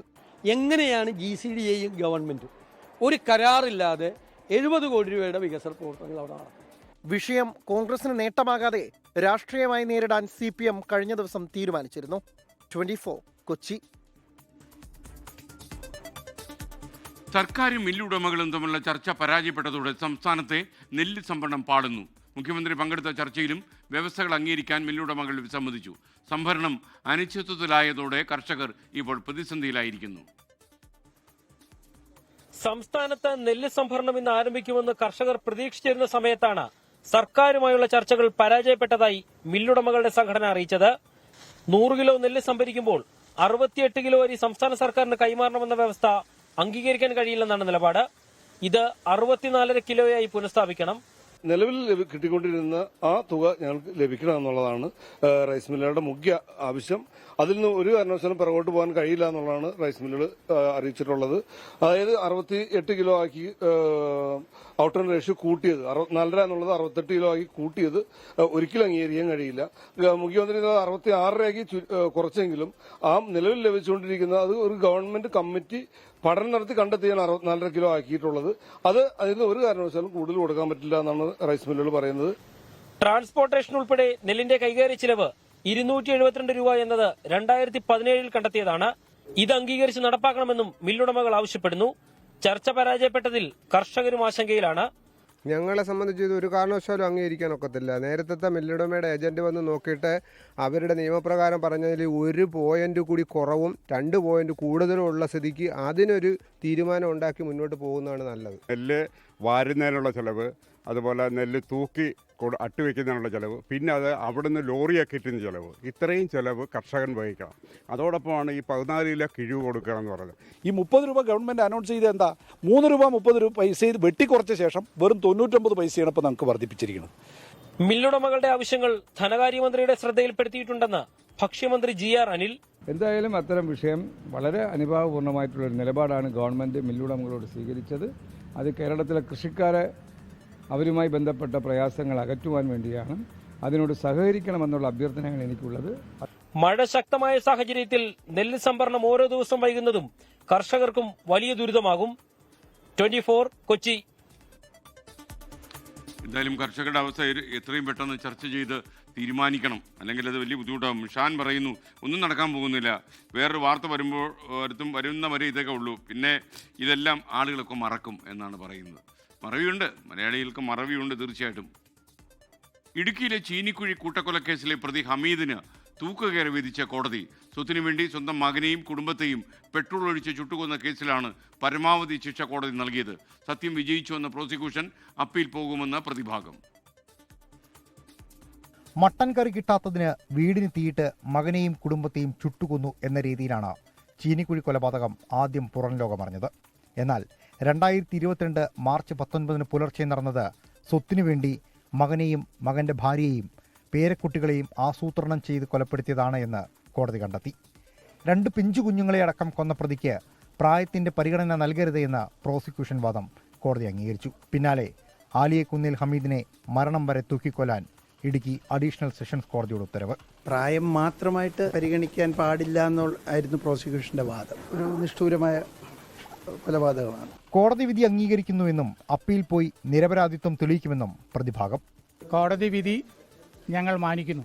ഞങ്ങൾ അപ്പീലിന് പോകും. ഞങ്ങളുടെ ഇന്നസെൻസ് ഞങ്ങൾ തെളിയിക്കും. സാക്ഷികളിൽ ഒരാൾ കൂറുമാറിയിട്ടും വിചാരണ വേളയിൽ ജാമ്യം പോലും നിഷേധിച്ചാണ് കോടതി നടപടികൾ പൂർത്തിയാക്കിയത്. അതും പ്രധാന സാക്ഷിയുടെയും സാങ്കേതികവും ശാസ്ത്രീയവുമായ തെളിവുകളുടെ അടിസ്ഥാനത്തിലും. 2 പിഞ്ചുകുട്ടികളെ അടക്കം 4 പേരെ ഇല്ലാതാക്കാൻ ഏറ്റവും നിന്ദ്യവും നീചവുമായ രീതി ഉണ്ടാക്കിയെടുത്തു ഹമീദ് എന്നതാണ് കോടതിയുടെ കണ്ടെത്തൽ. അതുകൊണ്ട് തന്നെയാണ് അപൂർവങ്ങളിൽ അപൂർവമായ തൂക്കുകയർ എന്ന വിധിയിലേക്ക് ഇടുക്കി അഡീഷണൽ സെഷൻസ് കോടതി എത്തുന്നത്. ലാൽകൃഷ്ണൻ, 24, ഇടുക്കി. മറ്റൊരു കോടതി വിധിയിലേക്ക്. കോഴിക്കോട് 7 വയസ്സുകാരി അതിഥിയെ കൊലപ്പെടുത്തിയ കേസിൽ പിതാവിനും രണ്ടാനമ്മയ്ക്കും ജീവപര്യന്തം ശിക്ഷ വിധിച്ച ഹൈക്കോടതി. 2013 ഏപ്രിൽ 19 അതിഥി കൊല്ലപ്പെട്ടത്.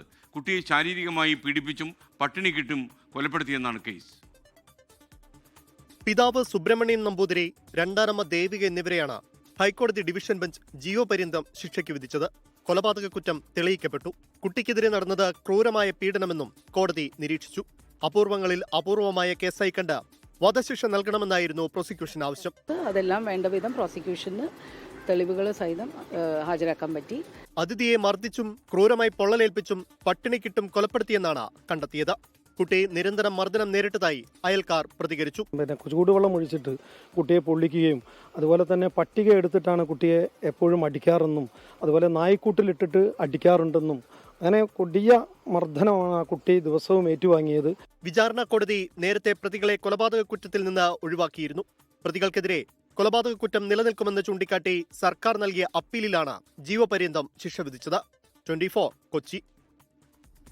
കമന്റ് ബോക്സിൽ കർഷകരുടെ വേദന ബഷീർ കുറിച്ചിരിക്കുന്നു.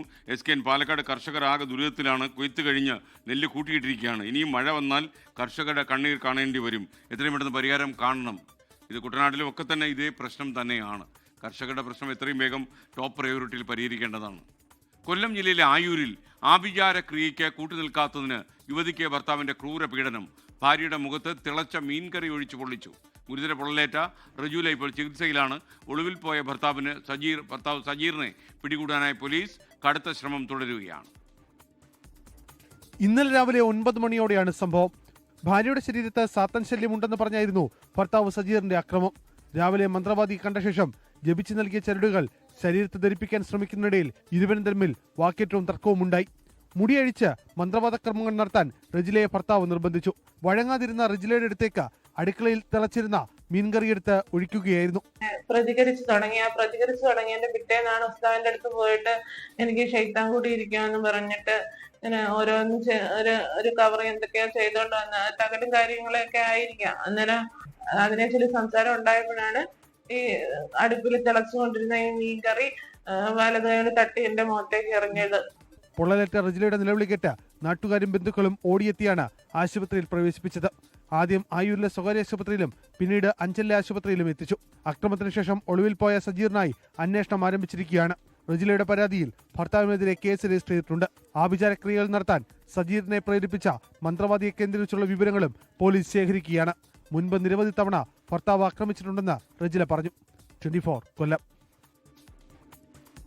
മോഹൻ പറയുന്നു, നിലമേൽ പഞ്ചായത്തിൽ വയക്കൽ വട്ടപ്പാറ റോഡ് പണി എന്തായി? വളരെ പ്രയാസമാണ് അതുവഴി പോകാൻ എന്ന് പറയുന്നു. അധികാരികൾ ശ്രദ്ധിക്കട്ടെ. ഇനി ഫസ്റ്റ് ഓൺ 24. കോഴിക്കോട് ഫ്രഷ് കട്ടിനെതിരെ സമരം തുടരുമെന്ന് സമരസമിതി. നാളെ മുതൽ ഫ്രഷ് കട്ടിന് പ്രവർത്തനാനുമതി നൽകിയതിൽ പ്രതിഷേധിച്ചാണ് വീണ്ടും സമരം. ജില്ലാ കളക്ടർ മുമ്പ് നൽകിയ വാഗ്ദാനങ്ങളൊന്നും പാലിച്ചില്ലെന്നും സമരസമിതി ചെയർമാൻ ബാബു കുടുക്കൽ പറഞ്ഞു. ഇന്ന് കലക്ടർ DLFC മീറ്റിംഗിൽ 20 ടൺ മാലിന്യം സംസ്കരിക്കാൻ ഒരു സമയം ക്രമീകരിച്ചുകൊണ്ട് ഫ്രഷ് കട്ടിന് അനുമതി നൽകുകയും ചെയ്തു. ജനകീയ സമര സമിതിയെ സംബന്ധിച്ചിടത്തോളം ഇതിനു മുമ്പൊക്കെ തന്നെ കലക്ടർ ഇതിലും വലിയ വാഗ്ദാനങ്ങളൊക്കെ തന്ന് സമയം ക്രമീകരിച്ചും ഈ പ്ലാന്റ് മുന്നോട്ട് കൊണ്ടുപോകുന്നതിന് വേണ്ടി ഈ മാലിന്യ സംസ്കരണം കുറഞ്ഞ ടണ്ണാക്കിയൊക്കെ ചെയ്തതാണ്. ഒരു വാക്ക് പോലും പാലിക്കാത്ത ഇതിന്റെ മാനേജ്മെന്റ് വീണ്ടും അവിടെയുള്ള 4000-ഓളം കുടുംബങ്ങളെ ഈ ദുരിതത്തിലാക്കിക്കൊണ്ടാണ് പ്രവർത്തനം തുടങ്ങിയത്. ഈ ഫ്രഷ് കട്ട് മാലിന്യ കമ്പനി അവിടെ നിന്ന് എടുത്തു മാറ്റുന്നതുവരെ ജനകീയ സമരസമിതിയുടെ നേതൃത്വത്തിൽ ഈ സമരവുമായി മുന്നോട്ട് പോകാനാണ് ഞങ്ങൾ എല്ലാവരുടെയും തീരുമാനം. കട്ടിപ്പാറയിൽ കർശന നിബന്ധനകളോടെ ഫ്രഷ് കട്ട് തുറക്കാൻ ജില്ലാതല ഫെസിലിറ്റേഷൻ കമ്മിറ്റി യോഗത്തിൽ തീരുമാനിച്ചു. സംഘർഷത്തിൽ 2 പേരെ കൂടി പോലീസ് ഇപ്പോൾ പിടികൂടിയിട്ടുണ്ട്. ഷഹദ് റഹ്മാൻ കോഴിക്കോട് നിന്ന് വിവരങ്ങളുമായി ചേർന്നു. പറയൂ ഷഹദ്.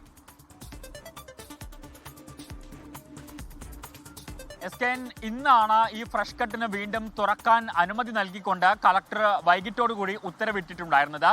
അതിന്റെ ഭാഗമായിട്ട് നാളെ മുതൽ ഫ്രഷ് കട്ട് എന്ന ഫാക്ടറി വീണ്ടും തുറന്ന് പ്രവർത്തിക്കാൻ തീരുമാനിക്കുകയും ചെയ്തിട്ടുണ്ടായിരുന്നു. അതിനിടയിലാണ് ഇപ്പോൾ സമരസമിതി യോഗം ചേരുകയും നാളെ മുതൽ വീണ്ടും സമരം ശക്തമാക്കാൻ തീരുമാനിക്കുകയും ചെയ്തിട്ടുള്ളത്.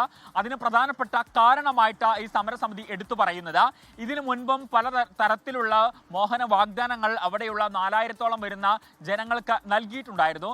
പക്ഷെ അതൊന്നും തന്നെ പാലിച്ചില്ല എന്ന് മാത്രമല്ല, ജനങ്ങളെ സംബന്ധിച്ച ദുരിതം ഇരട്ടിയാവുകയാണ് ചെയ്തിട്ടുള്ളത്. അതുകൊണ്ട് ഇനി അത്തരം മോഹന വാഗ്ദാനങ്ങളിലൊന്നും തന്നെ വിശ്വസിക്കാൻ തങ്ങൾ തയ്യാറല്ല. മറിച്ച് ഈ കമ്പനി അവിടെ നിന്നും പൂർണ്ണമായും തുടച്ചു നീക്കണം, എങ്കിൽ മാത്രമേ ഇനി സമരത്തിൽ നിന്നും പിന്മാറുകയുള്ളൂ എന്ന ഉറച്ച നിലപാടിലാണ് സമരസമിതി ഉള്ളത്. ഇന്ന് കളക്ടറുടെ നേതൃത്വത്തിൽ ചേർന്ന യോഗത്തിൽ 7ഓളം ഇനം കാര്യങ്ങൾ മുന്നോട്ട് വെച്ചുകൊണ്ടാണ് ഈ സമരം ഈ കമ്പനി തുറക്കാൻ തീരുമാനിച്ചിട്ടുണ്ടായിരുന്നത്. അതിന്റെ ഭാഗമായി അവിടെ 25 എന്നുള്ളത് 20 ടണ്ണാക്കി കുറയ്ക്കാൻ തീരുമാനിച്ചു. ഒപ്പം തന്നെ വൈകിട്ട് 6 മണി മുതൽ രാത്രി 12 മണി വരെ യാതൊരു പ്രവർത്തനവും അവിടെ ഉണ്ടാകാൻ പാടില്ല തുടങ്ങി ഒട്ടനവധി നിർദ്ദേശങ്ങൾ ഇന്ന് കളക്ടർ മുന്നോട്ട് വെച്ചു. അതൊക്കെ പാലിച്ചുകൊണ്ട് മുന്നോട്ട് പോകാമെന്ന ഫ്രഷ് കട്ട് കമ്പനി അധികൃതരും വ്യക്തമാക്കിയിട്ടുണ്ടായിരുന്നു. അതിനിടയിലാണ് ഇപ്പോൾ വീണ്ടും ഈ സമരസമിതി പ്രക്ഷോഭം ശക്തമാക്കാൻ തീരുമാനിച്ചിട്ടുള്ളത്. അതിനിടയിൽ 2 പേരെ കൂടി ഇന്ന് അറസ്റ്റ് ചെയ്യുകയും ചെയ്തിട്ടുണ്ട്. ഷഹദ് റഹ്മാനാണ് വിവരങ്ങൾ നൽകിയത്. ഇന്ന് ഉച്ചയ്ക്കുണ്ടായ ഒരു സന്തോഷകരമായ വാർത്തയിലേക്കാണ് ഇനി പോകുന്നത്. മെഗാസ്റ്റാർ മമ്മൂട്ടി 8 മാസ ഇടവേളയ്ക്ക് ശേഷം കൊച്ചി നെടുമ്പാശ്ശേരിയിൽ എത്തി. ചെന്നൈയിൽ നിന്ന് ഉച്ചയോടെയാണ് അദ്ദേഹം കൊച്ചി വിമാനത്താവളത്തിലെത്തിയത്. കേരളത്തിലെത്തിയ മമ്മൂട്ടിയെ സ്വീകരിക്കാൻ മന്ത്രി പി രാജീവ്, അൻവർ സാദത്ത് MLA അടക്കമുള്ള ആളുകൾ കൊച്ചി നെടുമ്പാശ്ശേരി വിമാനത്താവളത്തിലെത്തിയിരുന്നു. രോഗങ്ങളോട് പൊരുതി വിജയിച്ച മമ്മൂട്ടി സ്റ്റൈലിഷ് ലുക്കിലാണ് കൊച്ചിയിൽ തിരിച്ചെത്തിയത്. വിമാനത്താവളത്തിന് പുറത്ത് കാത്തുനിന്നവരെ പുഞ്ചിരിയോടെ കൈവീശി അഭിവാദ്യം ചെയ്തു.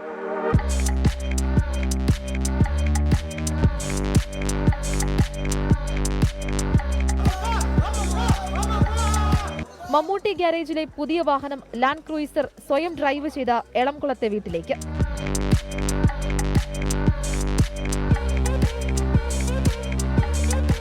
ആരാധകരുടെ സ്നേഹത്തിനും ആശംസകൾക്കും നന്ദിയെന്ന് മാത്രം മമ്മൂട്ടിയുടെ പ്രതികരണം. വളരെ സന്തോഷം, എല്ലാവരെയും വീണ്ടും കാണാൻ സാധിക്കുന്നു, തിരിച്ചു വരുന്നു. സന്തോഷം സന്തോഷം സന്തോഷം. Thank you for all the love you have given to me and for the prayers. Thank you. കഴിഞ്ഞ മാർച്ചിലാണ് ചികിത്സയ്ക്കായി മമ്മൂട്ടി ചെന്നൈയിലേക്ക് പോയത്. ഭാര്യയും നിർമ്മാതാവ് ആൻഡോ ജോസഫും പേഴ്സണൽ മേക്കപ്പ് മാൻ ജോർജ് എന്നിവരും ഒപ്പമുണ്ടായിരുന്നു. പുതിയ ചിത്രമായ പാട്രിയാറ്റിന്റെ ഷൂട്ടിംഗ് സെറ്റിൽ തിരിച്ചെത്തിയ മമ്മൂട്ടി ഹൈദരാബാദിലെയും UK യിലെയും ഷെഡ്യൂൾ പൂർത്തിയാക്കിയിരുന്നു. ഇനി കൊച്ചിയിലാണ് മോഹൻലാൽ മമ്മൂട്ടി കോമ്പിനേഷൻ സീനിന്റെ ഷൂട്ടിംഗ്. 24 കൊച്ചി. നടൻ മോഹൻലാലിനും ഇന്ന് സന്തോഷ ദിനമായിരുന്നു. മോഹൻലാലിന്റെ മകൾ വിസ്മയുടെ ആദ്യ ചിത്രം തുടക്കത്തിന്റെ പൂജ കൊച്ചിയിൽ നടന്നു. ആശീർവാദ് സിനിമാസിന്റെ ബാനറിൽ ജൂഡ് ആന്റണി ജോസഫ് ആണ് സംവിധാനം ചെയ്യുന്നത്. ആന്റണി പെരുമ്പാവൂറാണ് ചിത്രം നിർമ്മിക്കുന്നത്. പേരുപോലെ മകളുടെ ജീവിതവും വിസ്മയമായി മാറട്ടെ എന്നായിരുന്നു മോഹൻലാൽ മകൾക്ക് നൽകിയ ആശംസ. ആശീർവാദ് സിനിമാസിന്റെ 37ാമത് ചിത്രത്തിലൂടെയാണ് വിസ്മയ മോഹൻലാലിന്റെ തുടക്കം. കൊച്ചിയിലെ ഹോട്ടലിൽ നടന്ന പൂജ സ്വിച്ച് ഓൺ ചടങ്ങുകളിൽ പങ്കെടുക്കാൻ വിസ്മയക്കൊപ്പം മോഹൻലാലും സുചിത്രയും പ്രണവും എത്തി. സിനിമയുടെ സ്വിച്ച് ഓൺ കർമ്മം സുചിത്രയും ക്ലാപ്പ് പ്രണവ് മോഹൻലാലും നിർവഹിച്ചു.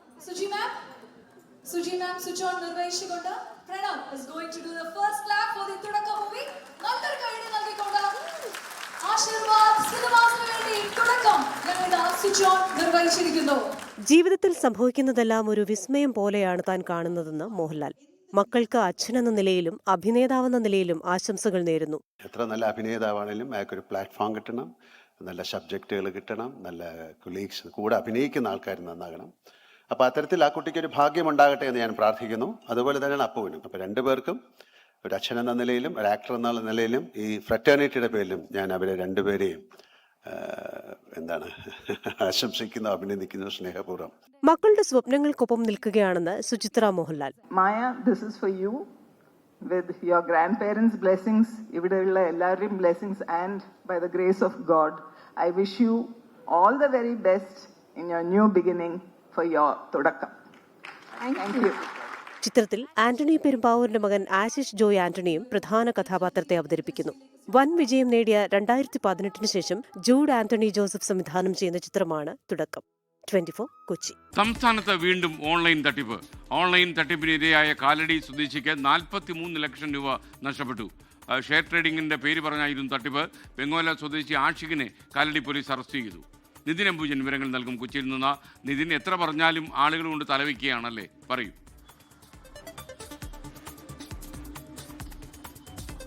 എത്ര വാർത്തകൾ വന്നാലും ഈ ആളുകൾ ഇത്തരത്തിൽ ഓൺലൈൻ തട്ടിപ്പിന് തലവെക്കുന്ന ഒരു സാഹചര്യമാണ് ഉള്ളത്. 43.87 ലക്ഷം രൂപയാണ് ഈ പരാതിക്കാരിക്ക് നഷ്ടപ്പെട്ടത്. പരാതിക്കാരിൽ നിന്ന് ഏതാണ്ട് 3 തവണകളായിട്ടാണ് വെങ്ങാല സ്വദേശി ആഷിക്ക് ഇത്തരത്തിൽ ഈ 43 ലക്ഷം രൂപ തട്ടിയെടുത്തത്. ഷെയർ ട്രേഡിംഗിന്റെ പേര് പറഞ്ഞായിരുന്നു തട്ടിപ്പ് നടത്തിയത്. ഈ തട്ടിപ്പാണെന്ന് മനസ്സിലായ ഉടനെ തന്നെ ഈ പരാതിക്കാരി, കാലടി സ്വദേശിയായ പരാതിക്കാരി നാഷണൽ ക്രൈം റിപ്പോർട്ടിംഗ് പോർട്ടലിൽ പരാതി നൽകുകയായിരുന്നു. അതിനുശേഷമാണ് പിന്നീട് ഇത് പോലീസിലേക്ക് എത്തുകയും പിന്നീട് പോലീസ് ഈ ഒരു കേസ് അന്വേഷിച്ച് ഇപ്പോൾ ആഷിക്കിനെ, വെങ്ങോല സ്വദേശിയായ ആഷിക്കിനെ ഇപ്പോൾ അറസ്റ്റ് ചെയ്തിരിക്കുന്നത്. വാട്സപ്പ് വഴിയാണ് പരാതിക്കാരിയെ ആഷിക്ക് പരിചയപ്പെട്ടത്. അതിനുശേഷം ബന്ധം സ്ഥാപിച്ചാണ് പിന്നീട് ഷെയർ ട്രേഡിംഗിന്റെ പേര് പറഞ്ഞ് തട്ടിപ്പ് നടത്തിയത്. അങ്ങനെയാണ് 43.87 ലക്ഷം രൂപ നഷ്ടപ്പെടുന്ന ഒരു സാഹചര്യം ഉണ്ടായത്. എന്തായാലും പ്രതിയെ പോലീസ് പിടികൂടിയിട്ടുണ്ട്. SKN. Okay, thank you. Nithin അംബുജനാണ് വിവരങ്ങൾ നൽകിയത്. സംസ്ഥാന സർക്കാർ 2000 കോടി രൂപ വായ്പ എടുക്കുന്നു. പൊതുവിപണിയിൽ നിന്ന് കടപ്പത്രം വഴിയാണ് ധനസമാഹരണം. ശമ്പള ചെലവുകൾക്ക് വേണ്ടിയാണ് വായ്പ എടുക്കുന്നത്. ഉമേഷ് ബാലകൃഷ്ണൻ തിരുവനന്തപുരത്ത് നിന്ന് അപ്ഡേറ്റ് ചെയ്യുന്നു. പറയൂ, പ്രൈം ടൈമിലേക്ക് സ്വാഗതം. വിവരങ്ങൾ. Good evening SKN. എന്തായാലും കഴിഞ്ഞ ദിവസമാണ് മുഖ്യമന്ത്രി ചില ക്ഷേമ പ്രവർത്തനങ്ങളുമായി ബന്ധപ്പെട്ട പ്രഖ്യാപനങ്ങൾ നടത്തിയത്. DA കുടിശ്ശികയടക്കം ഈ മാസം കൊടുക്കേണ്ടതുണ്ട്. സ്വാഭാവികമായി വലിയൊരു തുക ഈ മാസം കണ്ടെത്തേണ്ടതുണ്ട്. അതിനുവേണ്ടി ആദ്യഘട്ടം എന്ന നിലയിലാണ് ഇപ്പോൾ 2000 കോടി രൂപ വായ്പ എടുക്കാൻ തീരുമാനിച്ചിരിക്കുന്നത്. പൊതുവിപണിയിൽ നിന്ന് കടപ്പത്രം ഇറക്കിയാണ് ഈ 2000 കോടി രൂപ വായ്പ എടുക്കുന്നത്. DA കുടിശ്ശികയ്ക്ക് പുറമെ ക്ഷേമ പെൻഷൻ 1 മാസത്തെ കുടിശ്ശിക കൂടിയുണ്ട്. അതുകൊണ്ട് തന്നെ ഈ തദ്ദേശ സ്വയംഭരണ തെരഞ്ഞെടുപ്പ് ആസന്നമായ ഘട്ടത്തിൽ ഈ ഒരു കുടിശ്ശികയും കൂടി ചേർത്ത് 2 ഗഡു ക്ഷേമ പെൻഷൻ കൊടുക്കാൻ ആലോചിക്കുന്നുണ്ട്. അങ്ങനെയാണെങ്കിൽ കടമെടുക്കുന്നതിന്റെ പരിധി ഇനി കൂടി കൂട്ടാൻ സാധ്യതയുണ്ട്. എന്തായാലും നിലവിൽ 2000 കോടിയാണ് ഉടൻ എടുക്കാൻ പോകുന്നത്. അതുകൂടാതെ കുറച്ചുകൂടി തുക എടുക്കാനുള്ള സാധ്യതയും കൂടി ഉണ്ട്. SKN. Okay, thank U. ആഗോള നിക്ഷേപങ്ങളുടെ ഭാവി നിർണ്ണയിച്ച് റിയാദിൽ നടന്ന ഫ്യൂച്ചർ ഇൻവെസ്റ്റ്മെന്റ് ഇനിഷ്യേറ്റീവ് സമാപിച്ചു. ലോക നേതാക്കളെയും നിക്ഷേപകരെയും നയരൂപീകരണ വിദഗ്ധരെയും സമ്മേളനം ഒരേ വേദിയിലെത്തിച്ചു. നിരവധി പ്രഖ്യാപനങ്ങൾക്കും നിക്ഷേപ കരാറുകൾക്കും റിയാദിൽ നടന്ന ഈ സംഗമം സാക്ഷ്യം വഹിച്ചു. ആഗോള സാമ്പത്തിക ഭൂപടത്തിൽ സൗദി അറേബ്യയുടെ സ്ഥാനം കൂടുതൽ ഉറപ്പിച്ചുകൊണ്ട് റിയാദിൽ നടന്ന 9ാമത് ഫ്യൂച്ചർ ഇൻവെസ്റ്റ്മെന്റ് ഇനീഷ്യേറ്റീവ് ഉച്ചകോടിക്ക് പ്രൗഢമായ സമാപനം. ഭാവി നിക്ഷേപങ്ങൾക്ക് പുതിയ പാത നിർണ്ണയിക്കുന്നതായിരുന്നു സമ്മേളനം. സമൃദ്ധിയുടെ താക്കോൽ എന്നതായിരുന്നു ഇത്തവണത്തെ പ്രമേയം. 20ഓളം രാഷ്ട്രതലവന്മാർ, ലോകോത്തര കമ്പനികളുടെ മേധാവികൾ, സിഇഒമാർ, 8000-ലധികം പ്രതിനിധികൾ തുടങ്ങിയവർ ഉച്ചകോടിയിൽ പങ്കെടുത്തു. It's great to be here and it's my first time here and it is such a excitement to see that such kind of event being organized and this kind of people coming together, all kinds of experts and investors, founders and technologists coming from all over the world and meeting them on the same platform at the same place. It is really amazing. Future investment initiative ആരംഭിച്ച ശേഷം ഇതുവരെ $250 billion മൂല്യമുള്ള ഇടപാടുകൾക്ക് ഈ വേദി സാക്ഷ്യം വഹിച്ചിട്ടുണ്ടെന്ന് public investment fund governor Yasir Al Rumayyan അറിയിച്ചു. AI സാങ്കേതിക വിദ്യയുടെ ഭാവിയും സാമ്പത്തിക വളർച്ചയിൽ അതിന്റെ സ്വാധീനവും സമ്മേളനം ചർച്ച ചെയ്തു. ഈ രംഗത്ത് വലിയ നിക്ഷേപ പ്രഖ്യാപനങ്ങളും പങ്കാളിത്തവും ഉണ്ടായി. ഭാവിയിലെ നിക്ഷേപ സാധ്യതകളും വെല്ലുവിളികളും പരിഹാരമാർഗങ്ങളും സമ്മേളനം ചർച്ച ചെയ്തു. ഊർജ്ജ പരിവർത്തനം, സുസ്ഥിരത, കാലാവസ്ഥാ വ്യതിയാനം തുടങ്ങിയ വിഷയങ്ങളും ചർച്ച ചെയ്തു. ആഗോള നിക്ഷേപങ്ങളുടെയും സാങ്കേതിക മുന്നേറ്റങ്ങളുടെയും ദിശ നിർണ്ണയിക്കുന്നതായിരുന്നു 9ാമത് ആഗോള നിക്ഷേപ സംഗമം. നാളത്തെ ലോകത്തിനു വേണ്ടി കൃത്യമായ പ്ലാനോടെ ഇന്ന് നിക്ഷേപം നടത്തണമെന്ന സന്ദേശമാണ് ഈ ഉച്ചകോടി നൽകുന്നത്. റിയാദിലെ കിങ് അബ്ദുലസീസ് ഇന്റർനാഷണൽ എക്സിബിഷൻ സെന്ററിൽ നിന്നും ജലീൽ കണ്ണമംഗലം, 24. ചർച്ച കൂടാതെ PM ശ്രീ പദ്ധതിയിൽ ഒപ്പിട്ടതിനെ വിമർശിച്ച് MA ബേബി. മന്ത്രിസഭാ ഉപസമിതി രൂപീകരിച്ചത് പദ്ധതിയിൽ വ്യക്തത വരുത്താനെന്നും CPM ജനറൽ സെക്രട്ടറി. നടത്തുന്നതിന് മുമ്പ് ഇങ്ങനെ ഒപ്പിടേണ്ടി വന്നത് ഒഴിവാക്കപ്പെടേണ്ടതായിരുന്നു. അതിൻ്റെ അടിസ്ഥാനത്തിലാണ് ഇപ്പോൾ മന്ത്രിസഭാ ഉപസമിതി അതെല്ലാം സംബന്ധിച്ച് വ്യക്തത വരുത്താൻ വേണ്ടി ശ്രമിക്കുന്നത്. CPI നേതാക്കളുടെ പരാമർശങ്ങളിൽ അതൃപ്തി പരസ്യമാക്കി മന്ത്രി V ശിവൻകുട്ടി. AIYF-ഉം ASF-ഉം പക്വത കാട്ടണമെന്നും വിദ്യാഭ്യാസ വകുപ്പ് മന്ത്രി. നടത്തിയ ഒരു പ്രസ്താവന എന്നെ മനസ്സിനെ വേദനിപ്പിച്ചിട്ടുണ്ടെന്ന് പറഞ്ഞു. പ്രകാശ് ബാബു MA ബേബി സംബന്ധിച്ചിടത്തോളം നടത്തിയ വിമർശനം ഒട്ടും ശരിയായിട്ടില്ല എന്ന് പറഞ്ഞു.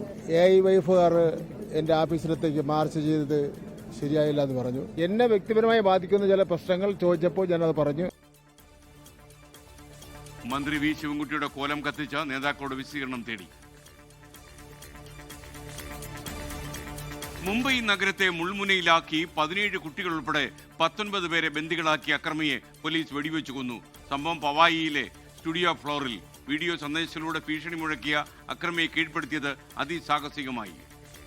करने की जगह मैंने एक प्लान बनाया और कुछ बच्चों को इधर हॉस्टेज रखा है. मेरे कुछ ज़्यादा डिमांड्स नहीं है, बहुत सिंपल डिमांड्स है और मेरे कुछ सवाल है.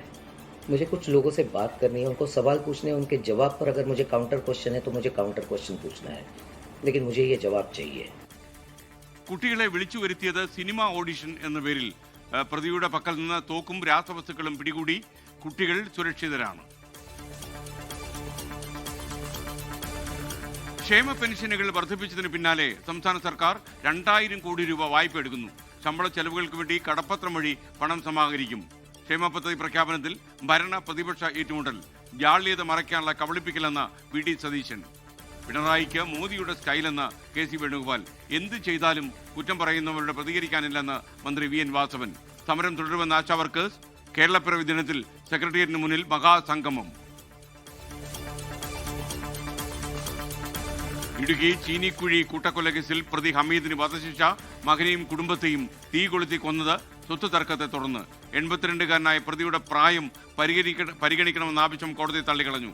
5 ലക്ഷം രൂപ പിഴയും ഒടുക്കണം. കേരളത്തെ നടുക്കിയ ഈ അരിങ്കൊല 2022 മാർച്ചിലാണ് നടന്നത്. പാലക്കാട് കൂനത്തറയിൽ നവജാത ശിശുവിന്റെ മൃതദേഹം ക്വാറിയിൽ ഉപേക്ഷിച്ചു. ആറ്റൂർ സ്വദേശിനിയായ യുവതിക്കെതിരെ കേസെടുത്തു. സംഭവം പുറത്തറിഞ്ഞത് യുവതി ആശുപത്രിയിൽ ചികിത്സ തേടിയതോടെ. കോഴിക്കോട്ട് 7 വയസ്സുകാരി അതിഥിയെ കൊലപ്പെടുത്തിയ കേസിൽ പിതാവിനും രണ്ടാനമ്മയ്ക്കും ജീവപര്യന്തം ശിക്ഷ വിധിച്ച ഹൈക്കോടതി. ബീഹാറിൽ മഹാസഖ്യം അധികാരം പിടിക്കുമെന്നാണ് പ്രതീക്ഷയെന്ന് Priyanka Gandhi MP 24-നോട്. Only expecting to win the Bihar election, and I think everybody is working towards it, and I'm hoping for a good outcome. Rahul ഗാന്ധിയെയും Tejashwi യാദവിനെയും കടന്നാക്രമിച്ച് ബീഹാറിൽ പ്രധാനമന്ത്രി നരേന്ദ്രമോദിയുടെ പ്രചാരണം. അഴിമതി കുടുംബങ്ങളിലെ യുവരാജാക്കന്മാരാണ് ഇരുവരുമെന്ന് പരിഹാസം. തെരഞ്ഞെടുപ്പ് പ്രചാരണത്തിനിടെ ജൻസ്വരാജ് പാർട്ടി നേതാവ് ദുലാർ ചന്ദ് യാദവ് വെടിയേറ്റ് മരിച്ചു. ശബരിമല സ്വർണ്ണക്കൊള്ളയിൽ മുഖ്യപ്രതി ഉണ്ണികൃഷ്ണൻ പോറ്റി റിമാൻഡിൽ. കട്ടിളപ്പാളി കേസിൽ അടുത്തയാഴ്ച അറസ്റ്റ് രേഖപ്പെടുത്തും. ശബരിമലയിൽ പ്രശ്നങ്ങൾക്ക് വഴിവെച്ചത് ചില അവതാരങ്ങളെന്ന് Thiruvithamkoor Devaswom board president PS Prashanth. മേൽശാന്തിമാർക്കുള്ള സഹായികളെ ബോർഡിനി നേരിട്ട് നിയമിക്കും. സംസ്ഥാനത്ത് SIR നടപടികൾക്ക് ഔദ്യോഗിക തുടക്കമായി. എന്യൂമറേഷൻ ഫോം ഗവർണർക്ക് കൈമാറി വിവരശേഖരണത്തിന് തുടക്കം. തദ്ദേശ തെരഞ്ഞെടുപ്പിലും 2 ടേം വ്യവസ്ഥ നിർബന്ധമാക്കി CPM. പ്രത്യേക ഇളവിന് മേൽക്കമ്മിറ്റികളുടെ അനുമതി വേണം. 24 ബ്രേക്കിംഗ്. 8 മാസത്തിന് ഇടവേളയ്ക്ക് ശേഷം കേരളത്തിൽ മഹാനടൻ മമ്മൂട്ടി തിരിച്ചെത്തി. നെടുമ്പാശ്ശേരി വിമാനത്താവളത്തിൽ ഊഷ്മളമായ സ്വീകരണം നൽകി.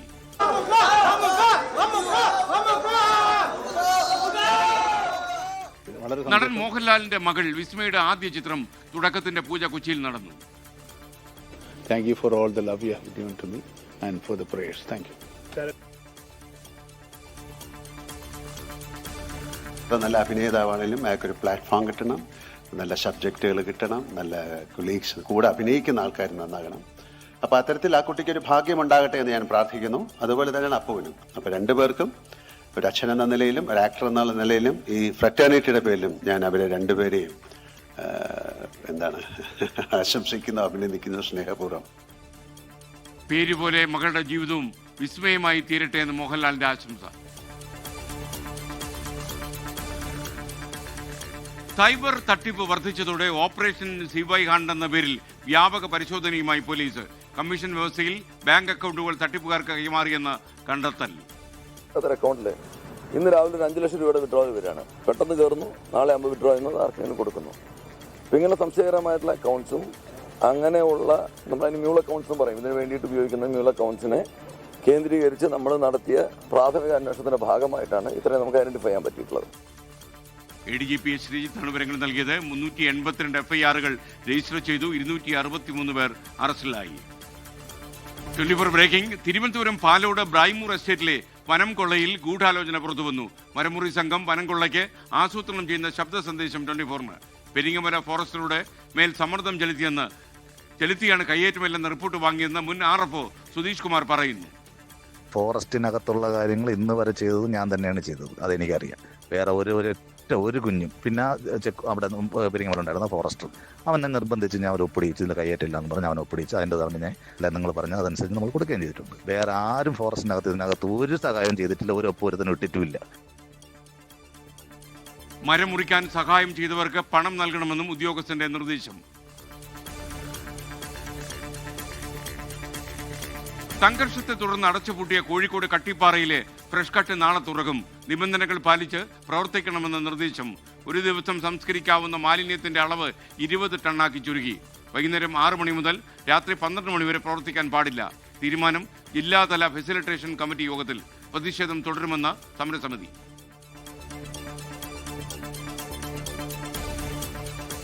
സർക്കാരും മില്ലുടമകളും തമ്മിലുള്ള ചർച്ച പരാജയപ്പെട്ടതോടെ സംസ്ഥാനത്തെ നെല്ല് സംഭരണം പാളുന്നു. മുഖ്യമന്ത്രി പങ്കെടുത്ത ചർച്ചയിലും വ്യവസ്ഥകൾ അംഗീകരിക്കാൻ വിസമ്മതിച്ച മില്ലുടമകൾ. വിഷയം ധനമന്ത്രിയെ അറിയിച്ചെന്നും സർക്കാരിന് ഉദാര സമീപനമെന്നും ഭക്ഷ്യവകുപ്പ് മന്ത്രി GR അനിൽ. തുടർ ചർച്ചയിൽ തീരുമാനമായില്ല. 3ാമത്തെ പ്രാവശ്യമാണ് ഈ പാടത്ത് കിടന്ന നെല്ല് ഞങ്ങൾ മറിച്ച് ഇവിടം വരെ കൊണ്ടുവന്നത്. ഇതിന് കാശ് ചെലവില്ലേ? ഇത് ആര് ഉൾക്കൊള്ളാനുണ്ട്? ഞങ്ങളെ മനസ്സിലാക്കാൻ ആരുണ്ടെന്നുള്ള വിഷമത്തിലാണ് ഞങ്ങളിപ്പോൾ. സംഭരണം അനിശ്ചിതത്വത്തിലായതോടെ കർഷകർ പ്രതിസന്ധിയിലായി. കലൂർ സ്റ്റേഡിയം വിവാദത്തിൽ ഒളിച്ചുകളി തുടർന്ന് സ്പോർട്സ് കേരള ഫൗണ്ടേഷൻ. സ്പോൺസറുമായുള്ള കരാർ വ്യവസ്ഥകളിൽ പ്രതികരണമില്ല. മെസ്സി കേരളത്തിലെത്തുമെന്ന പ്രചാരണത്തിനായി എത്ര തുക ചെലവായെന്ന് വ്യക്തമാക്കാൻ കായിക മന്ത്രിക്ക് ഉത്തരവാദിത്തമുണ്ടെന്ന് മുസ്ലിം ലീഗ്. ബഹുമാനപ്പെട്ട കായിക മന്ത്രിക്ക് അതിൽ എത്ര പങ്കുണ്ട് ചെലവഴിച്ചതിൽ? അദ്ദേഹം അർജന്റീനയിൽ പോകാനും മെസ്സിയെ കാണാനും അദ്ദേഹത്തിന് ഇങ്ങോട്ട് വരാനുള്ള സൗകര്യമൊരുക്കാനും എഗ്രിമെൻ്റ് വെക്കാനുമൊക്കെ ആയി ചെലവഴിച്ച് എത്ര കോടിയാണ്? DCC പ്രസിഡന്റിന്റെ നേതൃത്വത്തിൽ കലൂർ സ്റ്റേഡിയത്തിൽ അതിക്രമിച്ചു കയറിയെന്ന GCDയുടെ പരാതിയിൽ കേസെടുത്തു. മൊസാംബിക്കിലെ ബോട്ട് അപകടത്തിൽ കാണാതായ പിറവം സ്വദേശി ഇന്ദ്രജിത്തിന്റെ മൃതദേഹം കണ്ടെത്തി. വിവരം എംബസി അധികൃതർ കുടുംബത്തെ അറിയിച്ചു. മൊസാംബിക്കിലെ ബെയ്റ തുറമുഖത്തിന് സമീപം ബോട്ട് മറിഞ്ഞ് ഇന്ദ്രജിത്തിനെ കാണാതായത് ഈ മാസം 16-ാം തീയതി. അപകടമുണ്ടായത് ജോലിക്കാരെ എണ്ണ ടാങ്കറിലേക്ക് ബോട്ടിൽ കൊണ്ടുപോകുന്നതിനിടെ. ഡൽഹി കലാപക്കേസിൽ ഉമർ ഖാലിദ് ഉൾപ്പെടെയുള്ള പ്രതികളുടെ ജാമ്യാപേക്ഷയെ എതിർത്ത് ഡൽഹി പോലീസ് സുപ്രീം കോടതിയിൽ സത്യവാങ്മൂലം നൽകി. US പ്രസിഡന്റിന്റെ ഇന്ത്യ സന്ദർശന വേളയിൽ രാജ്യത്തിന്റെ അഖണ്ഡത തകർക്കാൻ പ്രതികൾ ശ്രമിച്ചെന്ന വാദം. കലാപം സൃഷ്ടിക്കാൻ ഗൂഢാലോചന നടത്തിയെന്ന് തെളിവുണ്ടെന്നും വിശദീകരണം. ഡൽഹി പോലീസ് സത്യവാങ്മൂലം നൽകിയത് നാളെ സുപ്രീം കോടതി പ്രതികളുടെ ജാമ്യാപേക്ഷ പരിഗണിക്കാൻ ഇരിക്കെ. സ്വർണ്ണവിലയിൽ വീണ്ടും ചാഞ്ചാട്ടം. രാവിലെ കുറഞ്ഞ സ്വർണ്ണവില ഉച്ചയ്ക്ക് കൂടി. നിലവിൽ ഒരു പവന് 89,080 രൂപ, ഗ്രാമിന് 11,135 രൂപ. ഒരു പവൻ സ്വർണത്തിന്റെ വില 89,000 കടന്നത് രാവിലെ 88,360 രൂപയിലേക്ക് താഴ്ന്ന ശേഷം. രാജ്യാന്തര വിലയിലെ വ്യതിയാനമാണ് സ്വർണ്ണവിലയിലെ ചാഞ്ചാട്ടത്തിന് കാരണം. സംസ്ഥാന ചലച്ചിത്ര പുരസ്കാര പ്രഖ്യാപനം നവംബർ 1 കേരളപ്പിറവി ദിനത്തിൽ. അവസാന റൗണ്ടിൽ മത്സരിക്കുന്നത് 38 സിനിമകൾ. മികച്ച നടനുള്ള മത്സരത്തിൽ മമ്മൂട്ടിയും ആസിഫ് അലിയും മുന്നിലെന്ന സൂചന. നാളെ ജൂറിയുടെ ചർച്ച നടക്കും. പുരസ്കാരങ്ങൾ നിർണ്ണയിക്കുന്നത് പ്രകാശ് രാജ് അധ്യക്ഷനായ ജൂറി. 24 ഇമ്പാക്ട്. വയനാട് പുൽപ്പള്ളി സാമൂഹ്യാരോഗ്യ കേന്ദ്രത്തിലെ OP പരിശോധനാ ഹാളിൽ നിന്നും കൺസൾട്ടേഷൻ റൂമിലേക്ക് മാറ്റി. നടപടി ആൾക്കൂട്ടത്തിനിടയിൽ ഇരുന്നുള്ള പരിശോധനയിൽ മനുഷ്യാവകാശ കമ്മീഷൻ സ്വമേധയാ കേസെടുത്തതിന് പിന്നാലെ. ഹാളിലേക്ക് പരിശോധന മാറ്റിയത് താമരശ്ശേരിയിൽ ഡോക്ടറെ ആക്രമിച്ച സംഭവത്തിന്റെ പശ്ചാത്തലത്തിൽ നിന്നും വിശദീകരണം. കൊല്ലം ആയൂരിൽ ആഭിചാരക്രിയയ്ക്ക് കൂട്ടുനിൽക്കാത്തതിന് യുവതിക്ക് ഭർത്താവിന്റെ ക്രൂര പീഡനം. ഭാര്യയുടെ മുഖത്ത് തിളച്ച മീൻകറി ഒഴിച്ച് പൊള്ളിച്ചു. പരിക്കേറ്റ റജുല ചികിത്സയിലാണ്. ഭർത്താവ് സജീറിനെതിരെ കേസെടുത്തു. അന്നേരം എനിക്ക് ക്ഷയിത്താൻ കൂടിയിരിക്കുമോ എന്നൊക്കെ പറഞ്ഞത്. അതിനെ ചൊല്ലി നിരന്തരം പ്രശ്നം ഉണ്ടായിരുന്നു. അതിനെ ചൊല്ലി സംസാരം ഉണ്ടായപ്പോഴാണ് ഈ അടുപ്പിൽ തിളച്ചുകൊണ്ടിരുന്ന ഈ മീൻകറി വലതുകൈ തട്ടി എന്റെ മുഖത്തേക്ക് എറിഞ്ഞത്. മന്ത്രവാദി നിർദ്ദേശിച്ച ആഭിചാരക്രിയയ്ക്ക് കൂട്ടുനിൽക്കാത്തതാണ് ആക്രമണത്തിന് കാരണമെന്ന് കുടുംബം. ഡൽഹിയിലെ വായു മലിനീകരണം കുറയ്ക്കാനുള്ള ക്രൗഡ് സീഡിംഗ് പരീക്ഷണം പാളിയതോടെ സംസ്ഥാന സർക്കാരിനെതിരെ വിമർശനം ഘടിപ്പിച്ച പ്രതിപക്ഷം. മേഘങ്ങളിൽ ഈർപ്പം കുറവായിരുന്നിട്ടും ക്ലൗഡ് സീഡിംഗ് നടത്തിയത് ജനങ്ങളെ പറ്റിക്കാനെന്ന് ആം ആദ്മി പാർട്ടി. ഡൽഹിയിൽ വായു മലിനീകരണം അതീവ ഗുരുതരാവസ്ഥയിൽ തുടരുകയാണ്. ജാഗ്രതാ നിർദ്ദേശവുമായി സർക്കാർ. മാസ്ക് ധരിച്ച് പുറത്തിറങ്ങണമെന്ന് സർക്കാരിന്റെ നിർദ്ദേശം. തിരുവനന്തപുരം കല്ലിയൂരിൽ നാടിനെ നടുക്കി അരുങ്കൊല. മദ്യപാനം ചോദ്യം ചെയ്തതിന് മകൻ അമ്മയെ കഴുത്തറുത്തു കൊന്നു. കൊല്ലപ്പെട്ടത് കല്ലിയൂർ സ്വദേശി വിജയകുമാരി. മകൻ അജയ്കുമാർ പിടിയിലായി. ഇന്ത്യൻ ചരക്കു നീക്കത്തിൽ നിർണായകമായ ഇറാനിലെ ചബഹാർ തുറമുഖത്തിനുള്ള ഉപരോധം പിൻവലിക്കാൻ അമേരിക്ക. 6 മാസത്തെ ഇളവ് കിട്ടിയതായി വിദേശകാര്യ മന്ത്രാലയം. അമേരിക്കൻ തീരുമാനം വ്യാപാര കരാർ സംബന്ധിച്ച് ഇന്ത്യയുമായി ചർച്ച തുടരുന്നതിനിടെ അഫ്ഗാനിസ്ഥാനിലേക്കും മധ്യേഷ്യയിലേക്കുമുള്ള ഇന്ത്യൻ ചരക്ക് നീക്കത്തിൽ ഇറാനിലെ ചബഹാർ തുറമുഖം നിർണായകമാണ്. ബംഗളൂരുവിൽ ഓൺലൈൻ ഫുഡ് ഡെലിവറി ഏജന്റ് വാഹനം ഇടിച്ചു മരിച്ച കേസിൽ വഴിത്തിരിവ്. കാറിൽ സ്കൂട്ടർ ഉരസിയതിനെ തുടർന്നുള്ള വൈരാഗ്യത്തിൽ കാർ ഇടിപ്പിച്ച് കൊലപ്പെടുത്തിയെന്ന കണ്ടെത്തൽ. മലയാളി യുവാവും ഭാര്യയും അറസ്റ്റിലായി. പിടിയിലായത് മലപ്പുറം സ്വദേശി മനോജ് കുമാറും ഭാര്യ ആരതി ശർമ്മയും. കേസിനാസ്പദമായ സംഭവം കഴിഞ്ഞ ശനിയാഴ്ച. പഹൽഗാം ഭീകരാക്രമണ കേസിൽ NIA ഉടൻ കുറ്റപത്രം സമർപ്പിക്കും. ലഷ്കർ ഇ തോയ്ബയുടെ 3 ഭീകരരെയും സഹായിച്ച 2 പ്രദേശവാസികളെയും കുറ്റപത്രത്തിൽ ഉൾപ്പെടുത്തി. കുറ്റപത്രത്തിൽ ഉൾപ്പെട്ടത് പാക് ഭീകരരായ സുലൈമാൻ ഷാ, ഹംസ അഫ്ഗാനി, ജാസ് അഫ്ഗാനി എന്നിവരും 2 പഹൽഗാം സ്വദേശികളും. അന്വേഷണം പൂർത്തിയാക്കാൻ ജമ്മുകാശ്മീർ കോടതി NIAക്ക് സമയം നീട്ടി നൽകിയിരുന്നു. കൃഷി വകുപ്പിന് കീഴിലുള്ള കാർഷിക സർവകലാശാലയിലെ ഫീസ് വർധനയിൽ പ്രതിഷേധം തുടർന്ന SFI.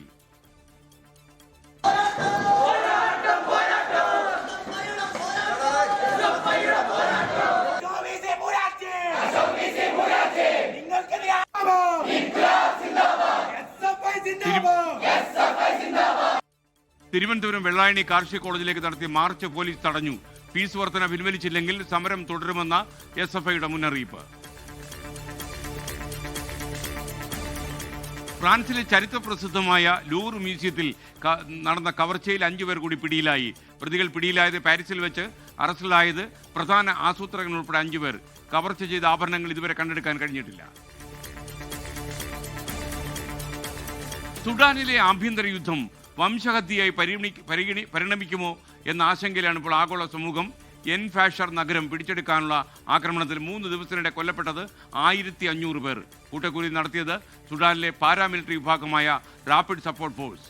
ആഭ്യന്തര സംഘർഷം മൂർച്ഛിച്ച 2021 ഏപ്രിൽ മുതൽ ഇതുവരെ കൊല്ലപ്പെട്ടത് 1.5 ലക്ഷത്തിലധികം ആളുകൾ.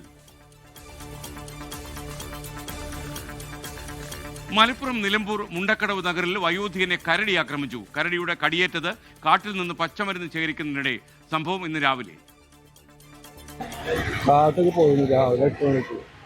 പിന്നെ കരടി വന്ന് ഞാൻ കണ്ടില്ല. ഞാൻ മരുന്ന് തെരഞ്ഞു പോയ കാട്ടുമരുന്ന് പറിക്കാൻ പോയതന്നെ. കരടി ബേക്ക് കൂടി വന്ന് കണ്ട് തള്ളിയിട്ട്. പരിക്കേറ്റ ശങ്കരൻ മഞ്ചേരി മെഡിക്കൽ കോളേജ് ആശുപത്രി ചികിത്സയിലാണിപ്പോൾ. ഇടുക്കി രാജകുമാരിയിൽ നിയന്ത്രണം വിട്ട കാർ താഴ്ചയിലേക്ക് മറിഞ്ഞ ഒരാൾ മരിച്ചു. 4 പേർക്ക് പരിക്കേറ്റു. അപകടത്തിൽപ്പെട്ടത് മൂവാറ്റുപുഴ ആയവന സ്വദേശികൾ സഞ്ചരിച്ച വാഹനം. പാലക്കാട് തോലന്നൂരിൽ രാസവസ്തുവുമായി പോയ ടാങ്കർ ലോറി പാടത്തേക്ക് മറിഞ്ഞു. അപകടത്തിൽപ്പെട്ടത് കൊച്ചിയിൽ നിന്നും തമിഴ്നാട്ടിലേക്ക് പോവുകയായിരുന്ന ലോറി.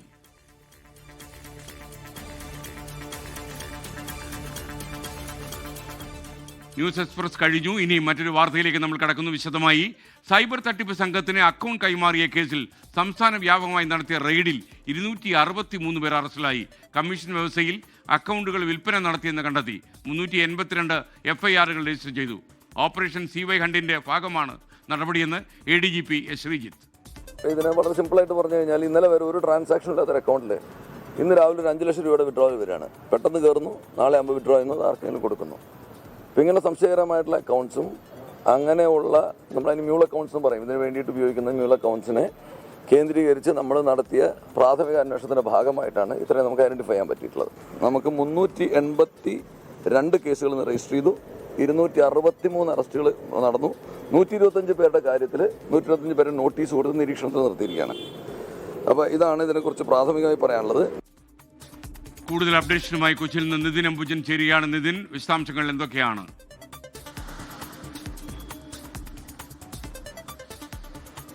സൈബർ കുറ്റകൃത്യം പെരുകുന്നതിനിടെയാണ് DGPയുടെ നിർദ്ദേശപ്രകാരം ഇന്ന് സംസ്ഥാന വ്യാപകമായി തന്നെ ഈ സൈബർ ഹണ്ട് നടന്നത്. CY ഹണ്ട് എന്ന പേരിൽ തന്നെയാണ് ഈ പരിശോധനകൾ ഇന്നിപ്പോൾ സംസ്ഥാന വ്യാപകമായി നടന്നത്.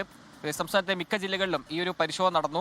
ഈ സൈബർ കുറ്റകൃത്യങ്ങളിൽ ഏർപ്പെട്ടവരെയും അതിന്റെ സഹായികളെയും പിടികൂടുകയായിരുന്നു ലക്ഷ്യം. അങ്ങനെ ഇന്നത്തെ ഈ പരിശോധനയിൽ ഈ ഒരു റെയ്ഡിൽ ഏതാണ്ട് 383 FIR രജിസ്റ്റർ ചെയ്തിട്ടുണ്ട്. 263 അറസ്റ്റാണ് രേഖപ്പെടുത്തിയിരിക്കുന്നത്. 2000-ലധികം ആളുകൾ നിരീക്ഷണത്തിലുണ്ടെന്നാണ് പോലീസ് വ്യക്തമാക്കുന്നത്. കണ്ണികൾ കേരളത്തിൽ മാത്രമായിരിക്കില്ല, വിദേശത്തുമുണ്ടെന്ന് ഇന്നിപ്പോൾ ADGP ശ്രീജിത്ത് വ്യക്തമാക്കി. ഇത് കമ്മീഷൻ വ്യവസ്ഥയിലാണ് ഈ ഒരു ഇടപാട് നടന്നിട്ടുള്ളത്. മാത്രമല്ല സൈബർ കുറ്റകൃത്യങ്ങൾക്കായി ഒരു അക്കൗണ്ട് വിൽപ്പന ഈ പിടികൂടിയവർ നടത്തിയിട്ടുണ്ട്.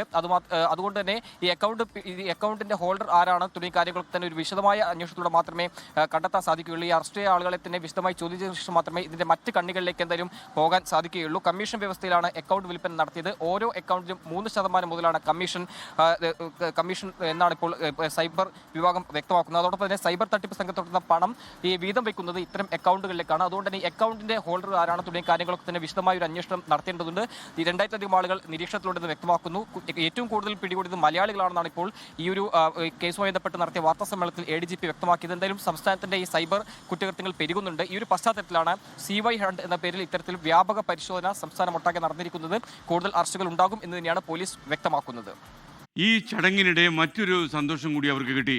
സോർബോൺ സർവകലാശാലയിൽ നിന്ന് സംഗീതത്തിൽ സ്റ്റീവൻ ദേവസിക്ക് ഡോക്ടറേറ്റും ലഭിച്ചു. അതെ, ഡോക്ടർ സ്റ്റീവൻ ദേവസി. അതിൻ്റെ ചിത്രമാണ് ഇപ്പോൾ കാണുന്നത്. ഇനി നിങ്ങൾ സ്റ്റീഫൻ ദേവസി ഒന്ന് ഫോണിൽ വിളിച്ചാൽ ഡോക്ടർ സ്റ്റീഫൻ ദേവസി സ്പീക്കിംഗ് എന്ന് മറുപടി ലഭിക്കും. ജസ്റ്റിസ് സൂര്യകാന്തിനെ ഇന്ത്യയുടെ 53ാമത് ചീഫ് ജസ്റ്റിസായി നിയമിച്ച് രാഷ്ട്രപതി ദ്രൗപദി മുർമു. നവംബർ 24-ന് സത്യപ്രതിജ്ഞ ചെയ്ത് അദ്ദേഹം ചുമതലയേൽക്കും. ആർ അച്യുതൻ ഡൽഹിയിൽ നിന്ന് ഈ വാർത്തയുടെ അപ്ഡേഷനുമായി ചേരുന്നു. പറയൂ അച്യുതൻ.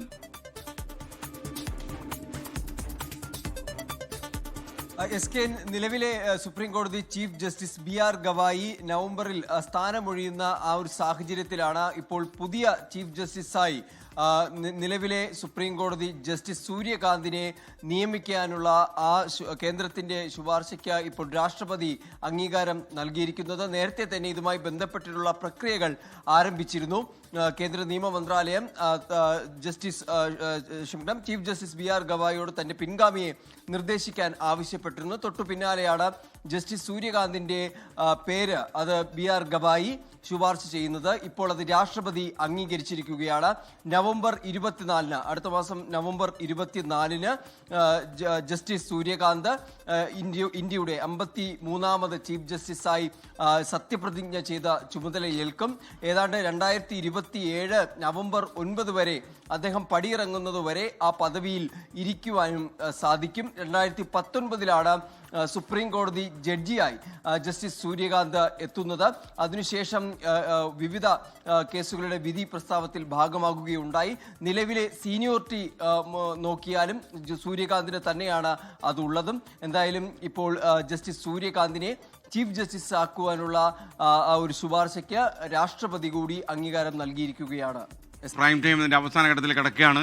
ഇപ്പോൾ 24 ബ്രേക്കിംഗ് ന്യൂസ് വരുന്നു. തിരുവനന്തപുരം ബ്രൈമൂറിലെ വനംകൊള്ളയിൽ ഗൂഢാലോചന പുറത്തു വന്നു. മരമുറി സംഘം വനംകൊള്ളയ്ക്ക് ആസൂത്രണം നടന്ന ശബ്ദ സന്ദേശമാണ് 24 നിന്ന് കിട്ടിയത്. മരമുറിക്കാൻ സഹായം ചെയ്തവർക്ക് പണം നൽകണമെന്ന് മുൻ ഫോറസ്റ്റ് ഉദ്യോഗസ്ഥൻ സുധീഷ് കുമാർ നിർദ്ദേശം നൽകുന്നത് ഈ ശബ്ദ സന്ദേശത്തിൽ കാണാം. ബ്രൈമൂർ എസ്റ്റേറ്റ് ഭൂമിയിൽ കയ്യേറ്റമില്ലെന്ന വ്യാജ റിപ്പോർട്ട് നൽകിയാണ് മുൻ range forest officer Sudheesh Kumar ഉൾപ്പെട്ട സംഘം റബ്ബർ മരങ്ങൾ മുറിക്കാൻ അനുമതി നേടിയെടുത്തത്. ഇതിന്റെ മറവിൽ വ്യാപകമായി അമൂല്യമരങ്ങൾ മുറിച്ചു കടത്തുകയായിരുന്നു. പാലോട് റേഞ്ച് ഓഫീസറായിരിക്കെ ബ്രൈമൂറിൽ കയ്യേറ്റമില്ലെന്ന പെരിങ്ങമല ഫോറസ്റ്ററെ കൊണ്ട് നിർബന്ധിച്ച് ഒപ്പുവാങ്ങിയെന്ന് സുധീഷ് കുമാർ പറയുന്നു. മരം കടത്താൻ സഹായിച്ചവർക്കുള്ള പണം വീതിക്കൽ ചർച്ചയും ശബ്ദ സന്ദേശത്തിലുണ്ട്. അവനെ നിർബന്ധിച്ച് ഞാൻ ഒരു ഒപ്പിടിച്ച് ഇതിൽ കയ്യേറ്റില്ല എന്ന് പറഞ്ഞ് അവൻ ഒപ്പിടിച്ച് അതിൻ്റെ തവണ നിങ്ങൾ പറഞ്ഞ അതനുസരിച്ച് നമ്മൾ കൊടുക്കുകയും ചെയ്തിട്ടുണ്ട്. വേറെ ആരും ഫോറസ്റ്റിനകത്ത് ഇതിനകത്ത് ഒരു സഹായം ചെയ്തിട്ടില്ല, ഒരു ഒപ്പ് ഒരുത്തനും ഇട്ടിട്ടുമില്ല. മരമുറിയിൽ ഉന്നത ഉദ്യോഗസ്ഥരുടെ ഇടപെടലും മന്ത്രി ഓഫീസിൽ നിന്നുള്ള സംരക്ഷണവും ശബ്ദരേഖയിൽ വ്യക്തം. പിന്നെ ഇപ്പോഴത്തെ റേഞ്ച് ഓഫീസർ, ഇപ്പോഴത്തെ ADFOയും ഇനിയുള്ള കാര്യങ്ങളേ ഉള്ളൂ. മന്ത്രി ഓഫീസിൽ ഇപ്പോഴത്തെ CCO ഒക്കെ നമ്മളിപ്പം ഇനി അടകട്ടണതേ ഉള്ളൂ. അല്ല നേരത്തെ ഇതിനെക്കുറിച്ച് ആരും ഒരു ഇതും ചെയ്തിട്ടില്ല. അതെല്ലാം ചെയ്തതും ഞാൻ എൻ്റെ ഇതിൽ തന്നെയാണ്. അപ്പോഴെടുത്തതും പേപ്പർ എടുത്തതും ഇതിൻ്റെ സർവേ സ്കെച്ചിലെടുത്തതും എല്ലാം വിളിപ്പിച്ചതും 10 പേപ്പറുകൾ അങ്ങോട്ടും ഇങ്ങോട്ടും കൊടുത്തതും ഞാൻ റവന്യൂവിന് അയച്ചതും ബാക്കിയെല്ലാം ഞാൻ. ഉന്നത ഗൂഢാലോചന പുറത്തു വന്നിട്ടും നടപടിയെടുക്കാൻ വകുപ്പിന് പോലും ഭയം. ഉദ്യോഗസ്ഥ ഒത്താശയിൽ പരിസ്ഥിതി ദുർബല മേഖലയായ ബ്രൈമൂറിൽ നടക്കുന്നത് കോടികളുടെ വനം കൊള്ളയാണ്. MG പ്രതീഷ്, 24 തിരുവനന്തപുരം. ഭരണ പ്രതിപക്ഷ എതിർപ്പുകൾക്കിടെ തീവ്ര വോട്ടർ പട്ടിക പരിഷ്കരണ നടപടികൾ ഗവർണർ രാജേന്ദ്ര വിശ്വനാഥ് ആർലേക്കർ ഉദ്ഘാടനം ചെയ്തു. Chief electoral officer SIR enumeration ആദ്യ ഫോം ഗവർണർക്ക് നൽകി. നാളെ ജീവനക്കാരുടെ പരിശീലന പരിപാടികളും ആരംഭിക്കും. LDFും UDFും ശക്തമായി എതിർക്കുന്നതിനിടെയാണ് ഗവർണർക്ക് എന്യൂമറേഷൻ ഫോം വിതരണം ചെയ്തുകൊണ്ട് SIR നടപടിക്രമങ്ങൾ ആരംഭിച്ചത്. മുഖ്യ തെരഞ്ഞെടുപ്പ് ഓഫീസർക്കൊപ്പം രാജ്ഭവനിലെത്തിയാണ് ബൂത്ത് ലെവൽ ഓഫീസർ ഗവർണർക്ക് ഫോം കൈമാറിയത്. യോഗ്യരായ ഒരു വോട്ടർമാരെയും ഒഴിവാക്കില്ലെന്ന് ഉറപ്പാക്കണമെന്ന് ഗവർണർ ഉദ്യോഗസ്ഥരോട് നിർദ്ദേശിച്ചു. വേഗത്തിലും പിശകുകളില്ലാത്തതുമായ വോട്ടർ പട്ടികയ്ക്ക് വേണ്ടി ജനങ്ങളോട് സഹകരിക്കാനും ഗവർണർ അഭ്യർത്ഥിച്ചു. ബൂത്ത് ലെവൽ ഓഫീസർമാരുടെ പരിശീലന പരിപാടികൾ നാളെ ആരംഭിക്കും. നവംബർ 4 മുതൽ ഡിസംബർ 4 വരെയാണ് ബൂത്ത് ലെവൽ ഓഫീസർമാരുടെ പട്ടിക വിതരണം ചെയ്യുക. BLOമാർ വിതരണം ചെയ്യുന്ന ഫോം വോട്ടർമാർ 2003 വോട്ടർ പട്ടികയുമായി താരതമ്യം ചെയ്ത് പേരുകൾ ഉണ്ടോ എന്ന് ഉറപ്പാക്കണം. പേരുകളുണ്ടെങ്കിൽ വോട്ടർമാർക്ക് മറ്റ് രേഖകളൊന്നും സമർപ്പിക്കേണ്ടതില്ല. ഡിസംബർ 9 മുതൽ 2026 ജനുവരി 8 വരെയാണ് തിരുത്താനുള്ള സമയം. ഫെബ്രുവരി 7 അന്തിമ വോട്ടർ പട്ടിക പ്രസിദ്ധീകരിക്കുക. SIRനെതിരെ മുഖ്യമന്ത്രി വിളിച്ച സർവകക്ഷി യോഗം ബുധനാഴ്ച ചേരും. 24 തിരുവനന്തപുരം. തീവ്ര വോട്ടർ പട്ടിക പരിഷ്കരണം പ്രവാസികളെ ബാധിക്കുമോ എന്ന് പലരും ഇപ്പോൾ ചോദിക്കുന്നുണ്ട്. നാട്ടിലില്ലെങ്കിൽ വോട്ട് നഷ്ടപ്പെടുമോ എന്ന ആശങ്കയാണ് പല പ്രവാസികൾക്കും. ആശങ്ക വേണ്ടെന്നാണ് തെരഞ്ഞെടുപ്പ് കമ്മീഷൻ പറയുന്നത്. ഇതുമായി ബന്ധപ്പെട്ട വിശദമായ ഒരു റിപ്പോർട്ടാണ് ഇനി കാണിക്കാൻ പോകുന്നത്. ഇതോടെ പ്രൈം ടൈം അവസാനിക്കുന്നു. നിങ്ങൾക്കെല്ലാവർക്കും ഒരു നല്ല രാത്രി ഞാൻ നേരുന്നു. ശുഭരാത്രി. Good night. പാർലമെന്റ് തെരഞ്ഞെടുപ്പ് മുതൽ പഞ്ചായത്ത് തെരഞ്ഞെടുപ്പ് വരെ ഇവിടെ നടക്കുമ്പോൾ ഓളമുണ്ടാകുന്നത് പ്രവാസ ലോകത്താണ്. ചൂടേറിയ സംവാദങ്ങൾ മുതൽ വാശിയേറിയ പന്തയം വരെ നടത്തും പ്രവാസികൾ. തെരഞ്ഞെടുപ്പിന് നാട്ടിലേക്ക് വരുന്നവരും ചാർട്ടർ ചെയ്ത വിമാനത്തിൽ സംഘമായി വരുന്നവരും ഒക്കെയുണ്ട്. തീവ്ര വോട്ടർ പട്ടിക പരിഷ്കരണം അവരുടെ രാഷ്ട്രീയ വീറിന് മങ്ങലേൽപ്പിച്ചിരുന്നു. SIR നടപ്പിലാക്കുമ്പോൾ സംഭവിക്കാൻ പോണത് എന്താ? ധാരാളം പേർക്ക് 2002 വോട്ടർ പട്ടികയിലില്ലാത്ത ആളുകളുടെ പൂർണ്ണമായ വിവരങ്ങൾ, കാര്യങ്ങൾ ഒക്കെ കൊടുക്കുക എന്നൊക്കെ പറയുന്ന കർശനമായ കുറേ നിയമങ്ങളാണ്. ധാരാളം വിദേശത്തുള്ള ആളുകൾക്ക് വോട്ട് നഷ്ടപ്പെടാനുള്ള സാധ്യതയുണ്ട്. എന്നാൽ ആശങ്കയ്ക്ക് അടിസ്ഥാനമില്ല എന്നാണ് തെരഞ്ഞെടുപ്പ് കമ്മീഷൻ പറയുന്നത്. നിലവിൽ വോട്ടർ പട്ടികയിൽ പേരുള്ളവർക്ക് കാര്യമായ പേര് ചേർക്കൽ ബുദ്ധിമുട്ടല്ല. ബാർകോഡും പഴയ ഫോട്ടോയും അച്ചടിച്ച എന്യൂമറേഷൻ ഫോമുകളാണ് ബൂത്ത് ലെവൽ ഓഫീസർമാർ വീടുകളിൽ എത്തിക്കുന്നത്. ഓരോ അംഗവും ഇത് ഒപ്പിട്ട് നൽകണം എന്നാണ് വ്യവസ്ഥ. പുതിയ ഫോട്ടോ ചേർക്കാനുള്ള ഭാഗമുണ്ടെങ്കിലും നിർബന്ധമില്ല. പ്രവാസികൾക്ക് ബന്ധുക്കൾ ഒപ്പിട്ട് നൽകിയാൽ മതി. അടുത്ത ബന്ധു എന്നതിൽ ആരൊക്കെ ഉൾപ്പെടും എന്നത് സംബന്ധിച്ച് ഉടൻ ഉത്തരവുണ്ടാകും. നേരത്തെ പ്രവാസികൾ ഫോം ഡൗൺലോഡ് ചെയ്ത് ഓൺലൈനായി സമർപ്പിക്കണം എന്നായിരുന്നു വ്യവസ്ഥ. എന്നാൽ ഓൺലൈനായി അപേക്ഷ സമർപ്പിക്കാനുള്ള സൗകര്യവും ഇപ്പോൾ ഒരുക്കിയിട്ടുണ്ട്. ഫോം ഡൗൺലോഡ് ചെയ്ത് പൂരിപ്പിച്ച് അപ്ലോഡ് ചെയ്യണം. നവംബർ 5 മുതൽ ഇതിനുള്ള ഓൺലൈൻ സംവിധാനം നിലവിൽ വരും. ഒരു ബൂത്ത് ലെവൽ ഓഫീസർ അവരുടെ വീട്ടിൽ പോയി പരിശോധിച്ച് അവർ അവിടുത്തുകാരാണെന്ന് ഉറപ്പുവരുത്തും. പൗരത്വം നഷ്ടപ്പെടുന്ന ഒരു സ്ഥിതിവിശേഷം ആയിത്തീരുമെന്നൊരു സംശയമുണ്ട്. അതുകൊണ്ട് അധികാരികൾ ഇത് വേണ്ടുന്ന കാര്യങ്ങൾ പ്രവാസികളുമായിട്ടൊക്കെ ചർച്ച ചെയ്തിട്ട് കാര്യങ്ങൾ മുന്നോട്ട് കൊണ്ടുപോകണമെന്നാണ് പ്രവാസികൾക്ക് വേണ്ടി പറയാനുള്ളത്. എന്നാൽ കുടുംബമോ അടുത്ത ബന്ധുക്കളോ നാട്ടിലില്ലാത്ത പ്രവാസികൾക്ക് പേര് ചേർക്കൽ അത്ര എളുപ്പമല്ല.